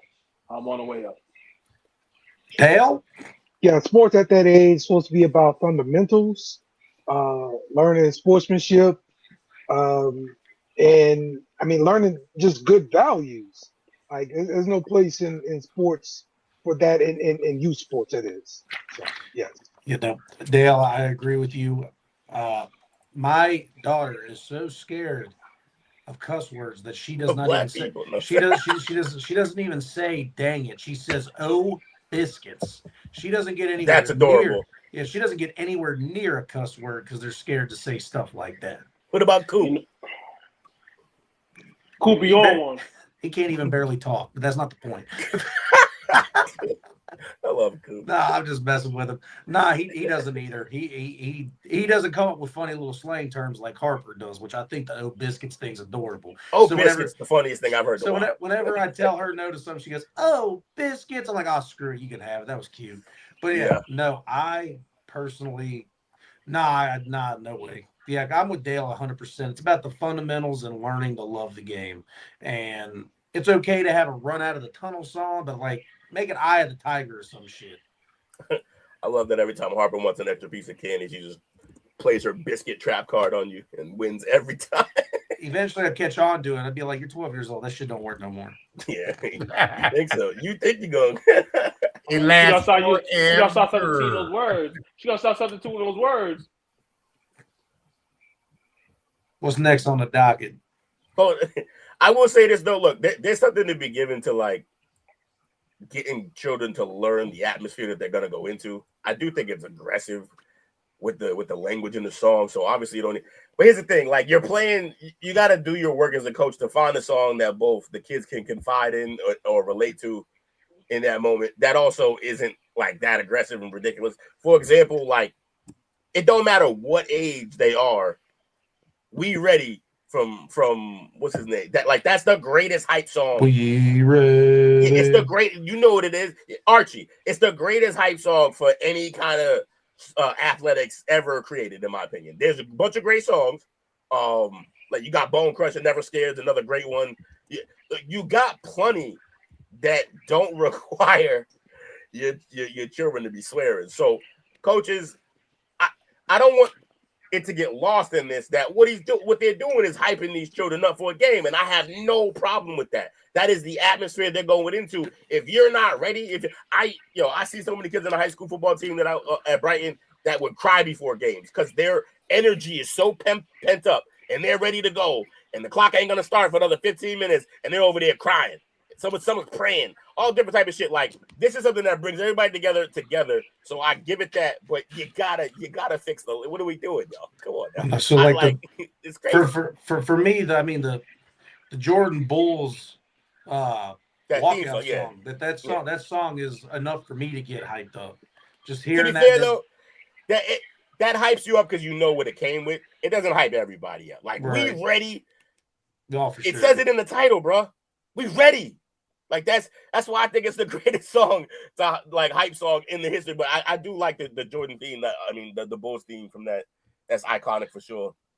There's just so many, bro. Like you don't have to go this route. Now the problem is that like songs like We Ready and Bone Crusher, that's our era. Like those are older songs, man. Like these kids don't really relate to them songs. So yeah, I went something from here.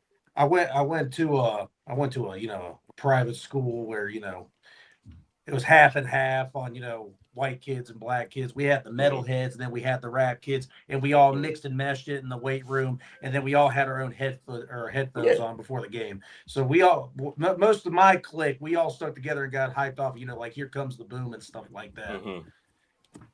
But no, there's a bunch that like, hey, We Ready. That was universal.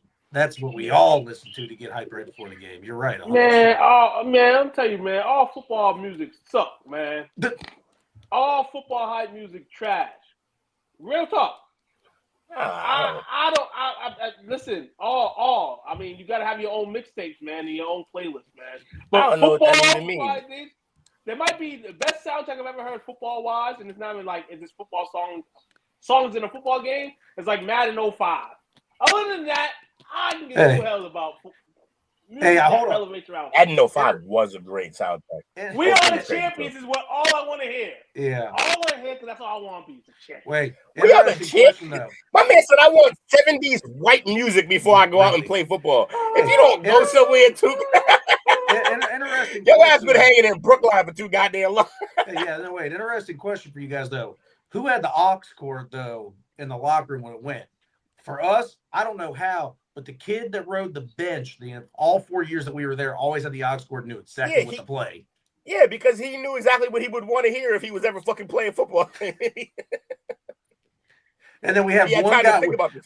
We let the one kid that was on there just to get his sports credits so he could get out of gym class. Yeah. We let him have it once, and he was a weed head. And he had Buffalo Soldier come up one time. We're like, that's not hype for the game, bro. That's not like that'll get you. That'll get you right for some chess, but that's not. I was like, you play Bob Marley in here when we're trying to get hype for a game. Get out. Yeah, that's not it. They didn't give it to the punter. Punter would have had him playing death metal. Shut up. All right. So before we get into what's going on, and it's good that Mike is still with us. Giants suck. NFL story that kind of took over the weekend. Let me see if I can pull it up here. Dartman. You're right. Dartman. Let me see. It's the head honcho, as in he is leading with his head. Honcho. Yep. So he came out this week and he kind of put his cards on the table. And he came out. Oh boy. He came out this weekend. This image pertains to. Just hold on a second. All I saw is GA, and I was like, he went crazy. How isn't this the lead story? My man got the red hat on. Say again, Will. Take mine off. So this I don't want is to confuse during this topic. This is what it comes to. Very controversial. Can y'all hear it? Okay. Please, from starting quarterback of the New York Giants, Jaxson Dart.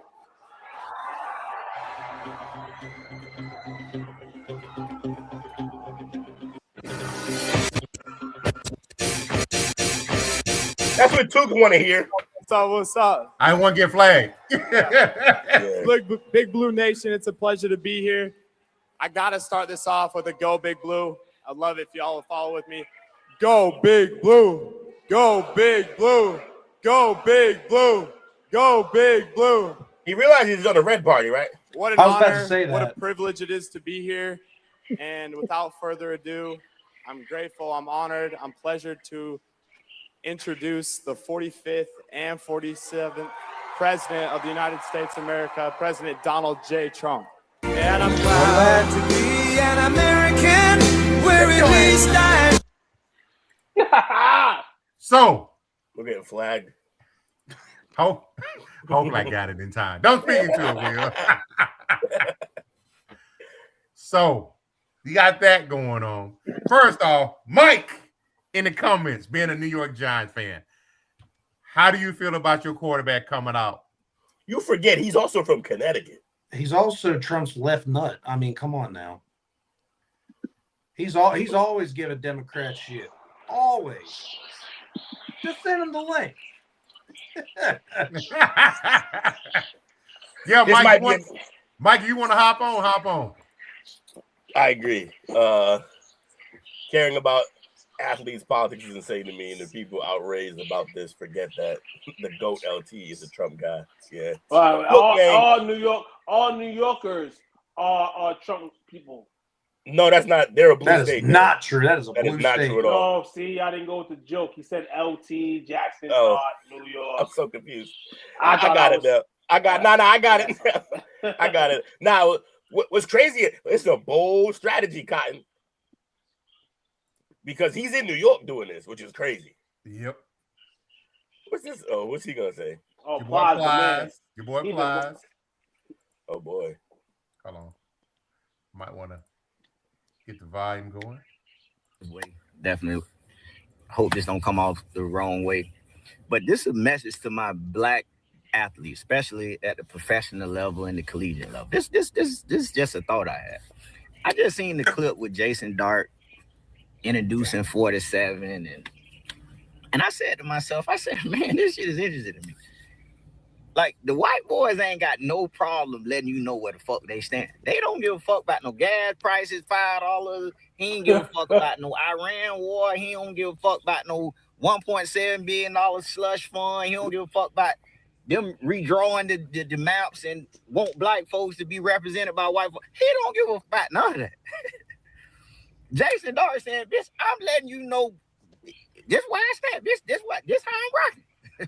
This how I'm motherfucking rocking. That's just that.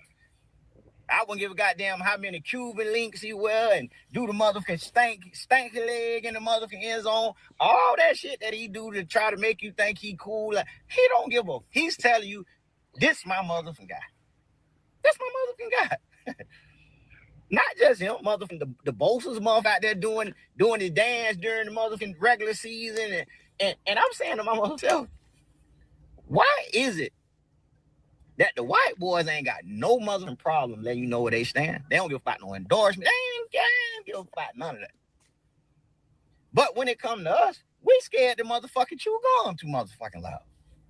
I'm cool if you ain't into the politics. I get all of that. But you need to be into motherfucking something. If it ain't even for your own motherfucking good. And I know it's the bronze of the world. You got some motherfuckers on the front line. But for the most part, I'm trying to motherfucking figure out, why is it the white boys is cool with you motherfucking knowing where they motherfucking stand? Yeah, so you see that, you heard that. I can never get enough of liberal tears. Okay, my.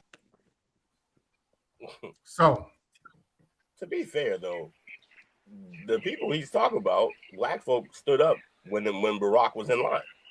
There's plenty of us out there. So it's more about representation. It's the so you guys remember the backlash LeBron got. They got the backlash that Colin Kaepernick got. You know, shut up and play ball. That was the thing at that Kaepernick point. was doing a little different than this, don't you think? No, it was his protest to bring forth light to whatever he had an issue with. It's the same position. He had a position and he let it be known. But that's what the guy was saying. Two different things. Like people is here during the now, game, during the season. One's and during the the other game, one's off-season. and one's during the game with reference to the flag that represents us all. Where the other, and I want to be clear, Kaepernick got the go to do that talking to a soldier. Exactly. Yes. Now, I didn't want to litigate that whole thing, but yes, I agree. Right. The fact that nobody wanted to consider that part of it always drove me nuts. Yes. But then Cap took the money at the end, which kind of sullied the whole thing anyway.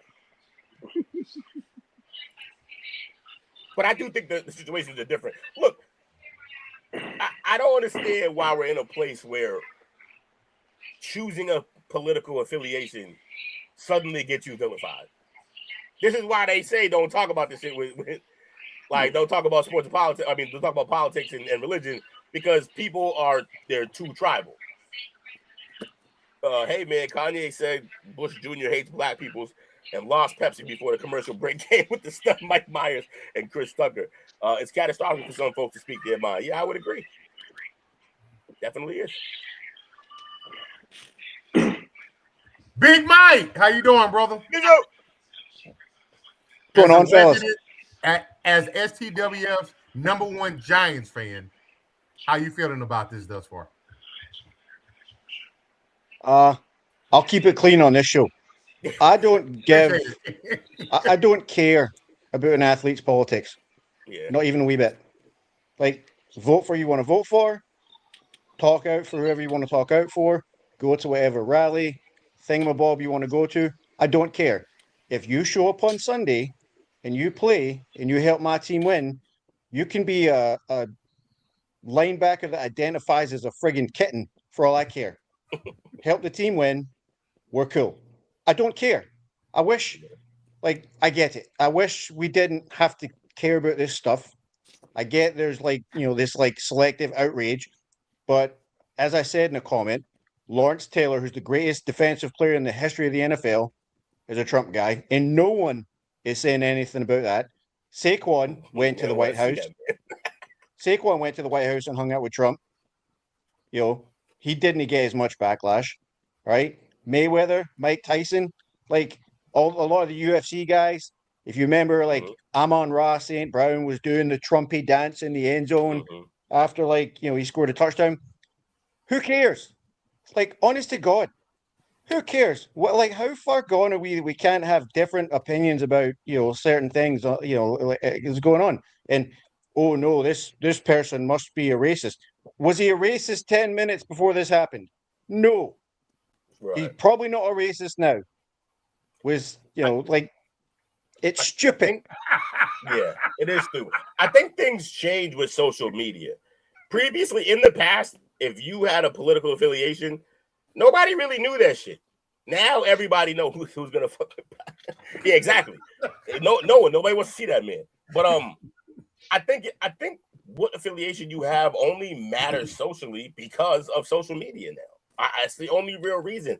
It, like, before any person could say, "Oh, I'm this side, I'm that side," you and them could have a debate and everybody moved on. It's not until politics became like nuclear that it became such a problem within our country to have which side is which. It's not until that it became a problem of which side you were on. Once Before, they let we the weren't on black the same man side. in. We went over wars over this, all that.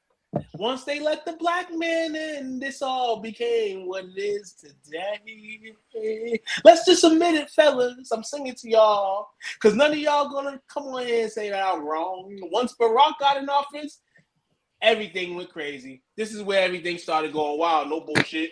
When Barack had office, because then you had people that was just going to vote for him because he was black.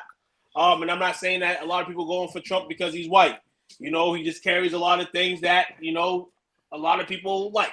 And I didn't mention just all white people. There's people that just like what he carries, like what he does. Or, most of all, popularity. This is what the president race has become, a popularity race. And I guess the next popular person will be voted because I don't think it's going to be anybody with any smarts.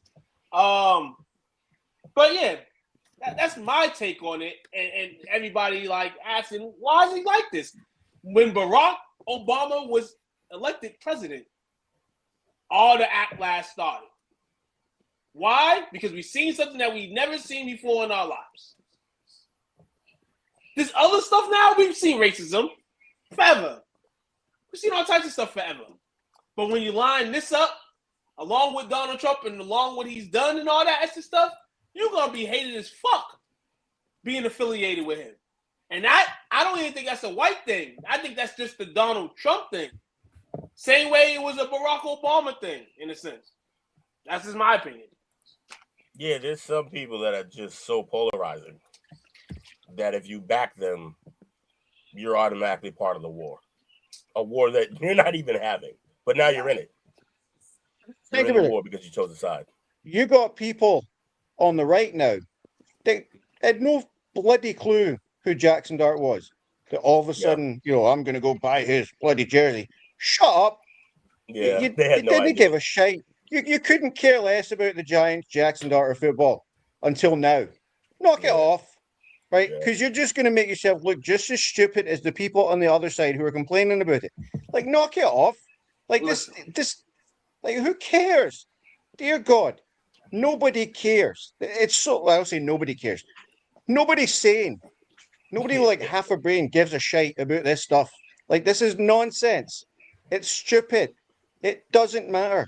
Like, people can vote whatever they want for. Tiki Barber was on the fan saying, I got to meet George Bush and I got to hang out with Clinton. It's just what you did. Like, nobody gave a damn. Yeah. Who cares? If I don't care who the president was. If they said, you want to come introduce me and, you know, come meet me? Yes. I don't care who it is. You get to meet the president of the United States. You're right, Mike, because it wasn't until Trump where people started questioning athletes about, oh, you're really going to go to the White House when y'all team win the championship? Every other athlete before that, when their team wins the championship, that since they've been doing this, goes to the White House, no one says a word. No one says a word. Didn't Brady miss one time though with Obama? No, that's what I'm saying. It became Obama, but it came more blunt with Trump because of what Trump. Because he's a maniac. He's a maniac. Trump carries a different instrument box than all the other presidents in history. We've never seen a president like this. It's Never. everything outside the box because he's not a real president like that. He opened up Pandora's box, basically. Also, the other thing people need to realize. Oh, go ahead. I would say this is the problem. This guy was beloved for the most part in the media up until he ran as a Republican for president. He was on The View. He was on all these TV shows. Everybody loved him. Supposedly, everybody in every community, messed with this guy, and they all wanted to be with him. They were all friends. He was a Jaxson, supporter and stuff like that. He was beloved. And then in 2016, as soon as he knocked out that racist white witch, Hillary Clinton, well, guess what? Now all of a sudden he's the bad guy, and you're not allowed to, be his friend anymore. And it's like, hello. Like he also said a bunch of shit, by the way. He said a bunch of wild shit too. In between that. Also, I like to point out that we need to pay attention a little more. When athletes support a president or a side, a political party, it is 90% of the time within reference of their checkbook. That's it. It's all about the bank accounts. That's the only reason every athlete who suddenly becomes rich, you can see athletes their whole life be Democrat. Then they hit the pros, make money, Republican. Almost immediately. Because once you make that type of money, you don't want to be taxed more. That's all it is. That's 90% of the time what it is. A few people speak up on issues. Shout out to them. I often wonder if even that's about money. Because if you support the right issue, you're marketable. And if you support the wrong issues or the wrong ways, you're not marketable. Yeah, kind of brave by Dart, though, like to do this in New York, knowing how hot button the situation is. Now, one of his teammates was pretty upset about it. One Abdul Carter. Oh. Thought this shit was AI. What we doing, man? Yeah, I don't like either. I don't like Jaxson Dart posting it with the fucking jersey on. I think that's a little much. I get it. Whatever. Do what you got to do. And also, Abdul, have that conversation with that man. You're about to go to training camp. He's probably there. Yeah, that's kind of the thing where, it kicks the hand in the fan. Like, okay, and it goes back to what we're saying. Like, vote who you want to vote for. Be that, all that. You over here, every social media post you got a picture of you and him. Like that, you obviously throwing a rock somewhere. We seen it on TV. We gonna see it on video. You over here, yeah, and that's kind of what get people upset. I mean, do you have a right to? If you don't want to mind your business, I mean, I guess so. But yeah, man. So, and I was a little bit taken aback because the locker room is sacred. If you got beef, it stays in the locker room. The season hasn't even started, and you've already got potential division within the locker room. Your head coach is a Trump supporter. So how's that going to work? So with that being said, this right here, this is you're starting, your QB1 on Abdul Carter during the season. From situations where, you're consistently winning and you're playing at a high level. And then, this year there's just a lot of adversity thrown at us. And, us being able to, have those like vulnerable conversations. And, I think like for him, like it spoke volumes to who he is and how he was able to bounce back and really finish, this back half of the year at a really extremely high level. And, he's just a guy who is very intense, is very passionate about, winning and competing. And, he gave a speech to the whole team after our last game. They're just talking about, going forward and how we need to create a new standard around here. So, we've had a lot of things to bond over, and I'm really excited for the future. Yeah, it sucks, man, because you get cool, you wearing gold teeth, you wearing gold chains, and hey, you can rock gold chains and rock teeth and be cool with Trump, but you're doing all that, and I guess the perception in the locker room was, I guess that's what it was, but, you going in, you kissing babies, and you kissing Trump, that's kind of when it gets crazy. So you're right, and you're touching on something, because the moment you do this, the moment you get on that stage for Trump, every single part of our culture that you have blatantly been displaying suddenly turns into appropriation. Beforehand, it seems like you're an ally. You've been balling with black folks. Welcome to the cookout. What happened? Welcome to the cookout.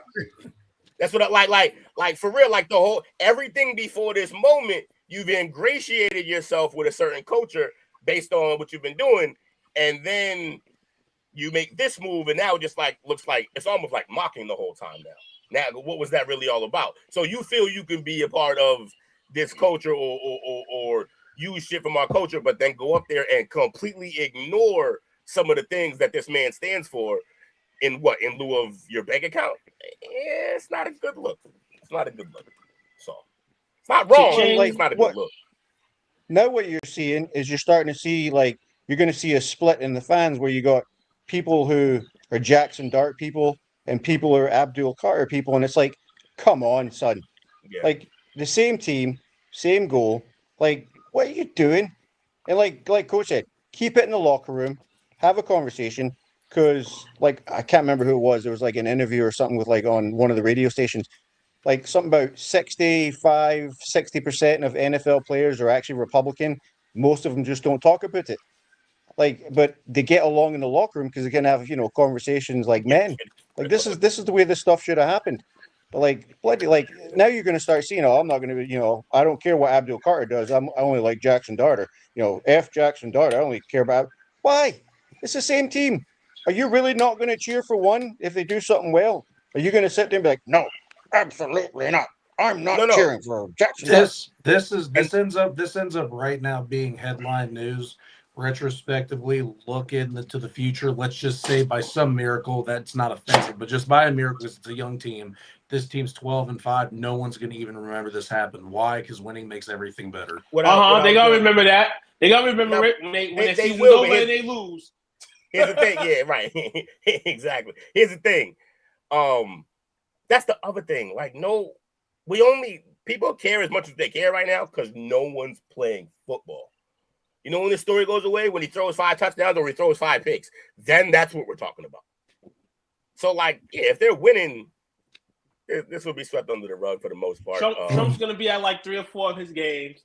Yeah, he's in the loop now. He's with the crew now. He wasn't going to Jets games, so he was probably, if he wanted to watch football, he was probably going to one of them games anyway. Dale. Right though. Dale, are you familiar with Brandon Fiocco? Yeah, Brendan Fiocco. Yeah, you call me? He was a defensive tackle on the championship team. Okay. Really outspoken on Twitter. Here's what he had to say about it. NFL player speaking out on this. All right. This message is for Abdul Carter. I saw your tweet, and I'm going to tell you this once. If the Giants PR team already hasn't told you so, and if your uncle's, aunties, grandmammy's, daughter's, sister's, nephew's brother hasn't told you, my brother, please shut the fuck up and dribble. In other words, stop talking about your teammates' political beliefs on the TL. All these people, all these burner pages are going to tell you to keep voicing your opinion. Abdul, there is a time and place for you to talk about the things that hold dear to your heart, but talking about your political beliefs and your disbelief, especially in a teammate's political beliefs, ain't the time to do as an active NFL player, let alone this guy's your quarterback one. Abdul, you got to go to war with this guy on Sundays, right? You have to be there with him. This guy has to share a locker room with you. If you didn't believe in his political beliefs, be a man and go talk to him about it face to face. Don't go to Twitter. That's some ultimate bullshit. That's some little kid shit. Leave that shit at Penn State, right? This is the NFL. 2020 COVID, I was a part of a locker room where there was a lot of disbelief. I had a lot of Republican teammates. I had a lot of Democratic teammates. It was the middle of COVID, the whole George Floyd incident, everything else under the sun. But you know what? When there was disbeliefs and disagreements, we always went to each other face to face in the locker room. Don't take this shit to Twitter, bro. Come on, grow up. Love it. Nah, take that shit to Twitter, bro. If he was a real teammate, Jaxson thought, yo, guys, guess what meeting on Saturday? President Trump. Nah, I ain't do all that. Fuck that. Well, you don't know that he didn't do all that, but he probably didn't do all that. We don't know that he didn't do it all. But either way, no, you don't tell him. I'm doing this thing for what? What you telling the team what you're doing for? The whole red hat movement, I think it killed my LSU team after the championship. I mean, COVID helped, don't get me wrong. But just like Brendan said, like the locker room was at odds. You had people leaving Coach O because Coach O he wearing that red hat loudly and proudly. You know, like red hat can't do nothing wrong. And they ain't full grown men then yet though. Like they don't I'm just telling you understand what, yeah. I mean, but that's what happened to the locker room. The locker room was divided the entire rest of that season. We sucked that season too. So that's how Coach O got fired. So that was the beginning of the end, actually. So this right here. On the accomplishment last year to bring everybody together to celebrate that. Also acknowledge the play sports has and bringing people together from all walks of life, all backgrounds, to provide inspiration, hope, love, togetherness, and that's what our journey was last year. So to have another opportunity to celebrate that means a lot, and a great opportunity for us from the basketball community to thank President Biden and his staff for all their hard work and diligence on getting Brittany Griner home. Was a big part of our basketball family, and it means a lot to know that she's here and home safe with her family, and all the work that went on behind the scenes to make that a reality. So just want to say thank you there, and very excited to be here and celebrate the day, celebrate with our families, and appreciate the invitation. This is truly, truly special. So thank you to everybody. So my question is, everybody got different choices. How would everybody feel if it was put on Steph Curry in that manner? Hold on. Because Steph he went to the Curry, White House? Mm-hmm. Yeah, I think it would. You know what's crazy? It would actually be Jaxson Dawson would still be as worse, and I'll tell you why. Because Steph Curry he's kind of like one of those stars. He's a star, but he's not in nothing at all. And he doesn't attract just one race. He attracts just about every race. Because every race in this world now wants to be a basketball player. They want to shoot the basketball 90 times. So I'm going to be real. I think Steph Curry being a Trump supporter will probably still not oversee the fact, and we know Jaxson Dawson is levels down from Steph Curry, but I wouldn't even be surprised if Steph Curry was a Trump supporter. I wouldn't be surprised. I think the culture would be like, ooh, but I don't think the world as much would be like, what the fuck? As they LeBron fans would be happy. Also, it's a little different. Like, are you saying just because he went to the White House versus like introducing the president at basically a rally?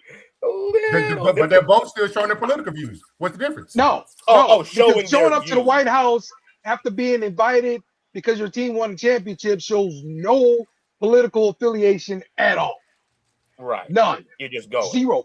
They started making it political, when the Trump and the Obama thing. Listen, whatever. If I get invited to the White House, I'm going. I don't care who's sitting in the damn seat. I want free McDonald's all day. Every time we have this conversation, I'm going to the White House. The only time a championship team goes to the White House becomes political is if in the past, if you chose not to go, because then people are like, why? And then there goes the political conversation. And now with Trump in office, if you choose to go, you get one side being like, why? And the other side being like, yeah, we get it.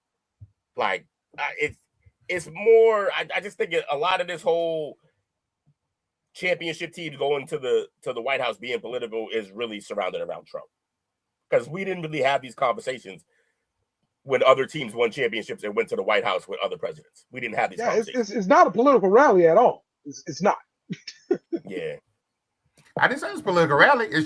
The question presented was, you're showing your political affiliation. But I don't know. But if you're going with say again.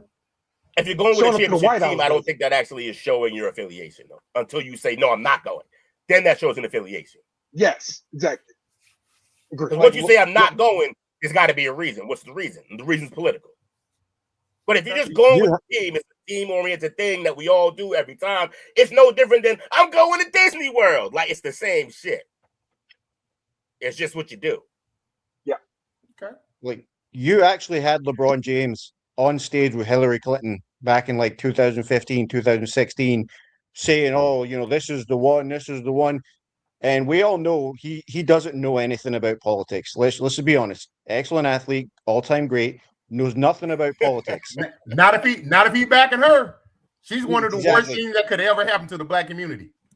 And nobody, there was just nothing doing the blue thing. this level of vitriol towards him for doing this. And she was literally the worst politician that could have possibly been backed, you know, in my opinion, by people in, you know, of certain communities. It's like, what the hell are you on, mate? What are you doing? Like, anyone else, probably, you know, no big deal. That lady, awful. But there was no level of vitriol, and she was pretty much female Satan. And it's like, come on. Right. It's stupid. It's just I don't Trump, care. bro. He says too much shit on Twitter. And so we can't deal with this dude. Yeah, He's honestly, nuts. if he would shut up and focus on, you know, doing what he said he's going to do, it'd be a lot less problems. Like, dear God, get off social media. I don't care about your stupid Truth Social. we would let him fail just as much as any other president, which they've all failed in the grand scheme of things. Right. If we would let him fail if he just wasn't so goddamn visible. We can always access him. He's always talking. Only two didn't fail. Who's that? Lincoln and JFK. They killed both. JFK failed like a motherfucker. His brains is on the lawn out there. But nah, yeah. Like JFK, right. Lincoln and JFK. And funny, the two didn't fail. Dead. While in office, dead. You're not failing enough. It's time to go, bud. Pack them up. Pack them up. That's good shit, fellas. That's good shit.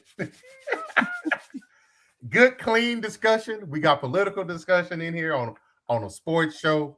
Mike, we appreciate you coming on here. But you do know y'all taking that L week 1. You know who else wasn't failing? No chance.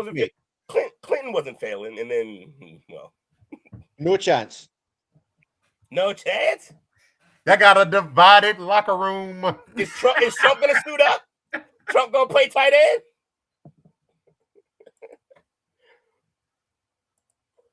Who y'all got for shout out, fellas? Shout out to you, fellas, man. Shout out to Mike for coming through. Shout out man, to John. Mike. Like, share, subscribe. That's what we do, man. Another great week. We have fun. Back at it. Absolutely. Oh, wait. The week's ain't over. This wrestling, man. I'm going to put on some tights and do a podcast. So. Sure, I'll put on some tights if you're going to watch it. Come on. I be watching at the beginning, then I trail off because y'all start talking about inside baseball, about what's going on now. I'm like, I don't know what the fuck's going on. Real quick, shout out to Brandon the Bernard in the comments tonight. Appreciate y'all. Extra shout out to Mike for hopping on here with us. I know this is a subject that he brought stuff value to, and he definitely did. My question for Mr. Dale is, when's our next review show, sir? Yeah, we talked about that last night. I still got to watch. Gotta be Darth Maul, baby. You gotta watch Maul, because that's the next one. It's gotta be Maul, so he gotta watch. I gotta watch it. Yeah, that's what I told him. He's watching from. Gotta be Maul. You gotta go watch Michael if you haven't seen it yet, and you gotta go watch the Mandalorian. Yeah, watch that. Okay. Wait, what was the last one? Mandalorian. Oh yeah, I gotta watch that too, but it's not on the app yet. Both of them. It's bootleg, and there's a dude's head in the shot. I'm not doing it. Nah. Yeah. It's like having a dude walk across the screen carrying a bike. That's all I'm saying, man. Peanuts, get your peanuts. Why LSU ain't make the playoffs? Yo, I love that this whole topic came up, and Dale just like jumped at the opportunity to make an excuse for his bum ass team. Crazy. Mike, who you got a shout out for tonight, brother? Shout out for all you lads for letting me jump on for a few minutes and talk about the Giants. Always appreciated. If you ever need a fill-in, if I qualify, if I meet your standards, your lofty standards, you know, hit your boy up. So, I'm not gonna lie, Mike. Hey, Will, what's good? So my friend, his wife was, you know, having a baby, And to try and keep her calm, he started telling her jokes. She didn't laugh one time. It must have been the delivery. Terrible delivery. It needs a doula. Also, at some point, we're about to stop flirting with this man and just add it to the show. That's all I'm saying. Invitation's always open, man. Invitation's open. Whenever you're ready to be here, we'll put it on you. Whenever you're ready to be a regular, Mike, let us know. You can be here every goddamn show. Thank you. You know it. Check us out, Best in the World tomorrow. Talking wrestling, baby. What's the sign off tonight? Dale in tights. That's the sign off. Dale in tights. Dale in tights. Dale in tights. All right. Thanks for watching our show. Remember to subscribe for more shows on the network. Smash the like button, share, and comment.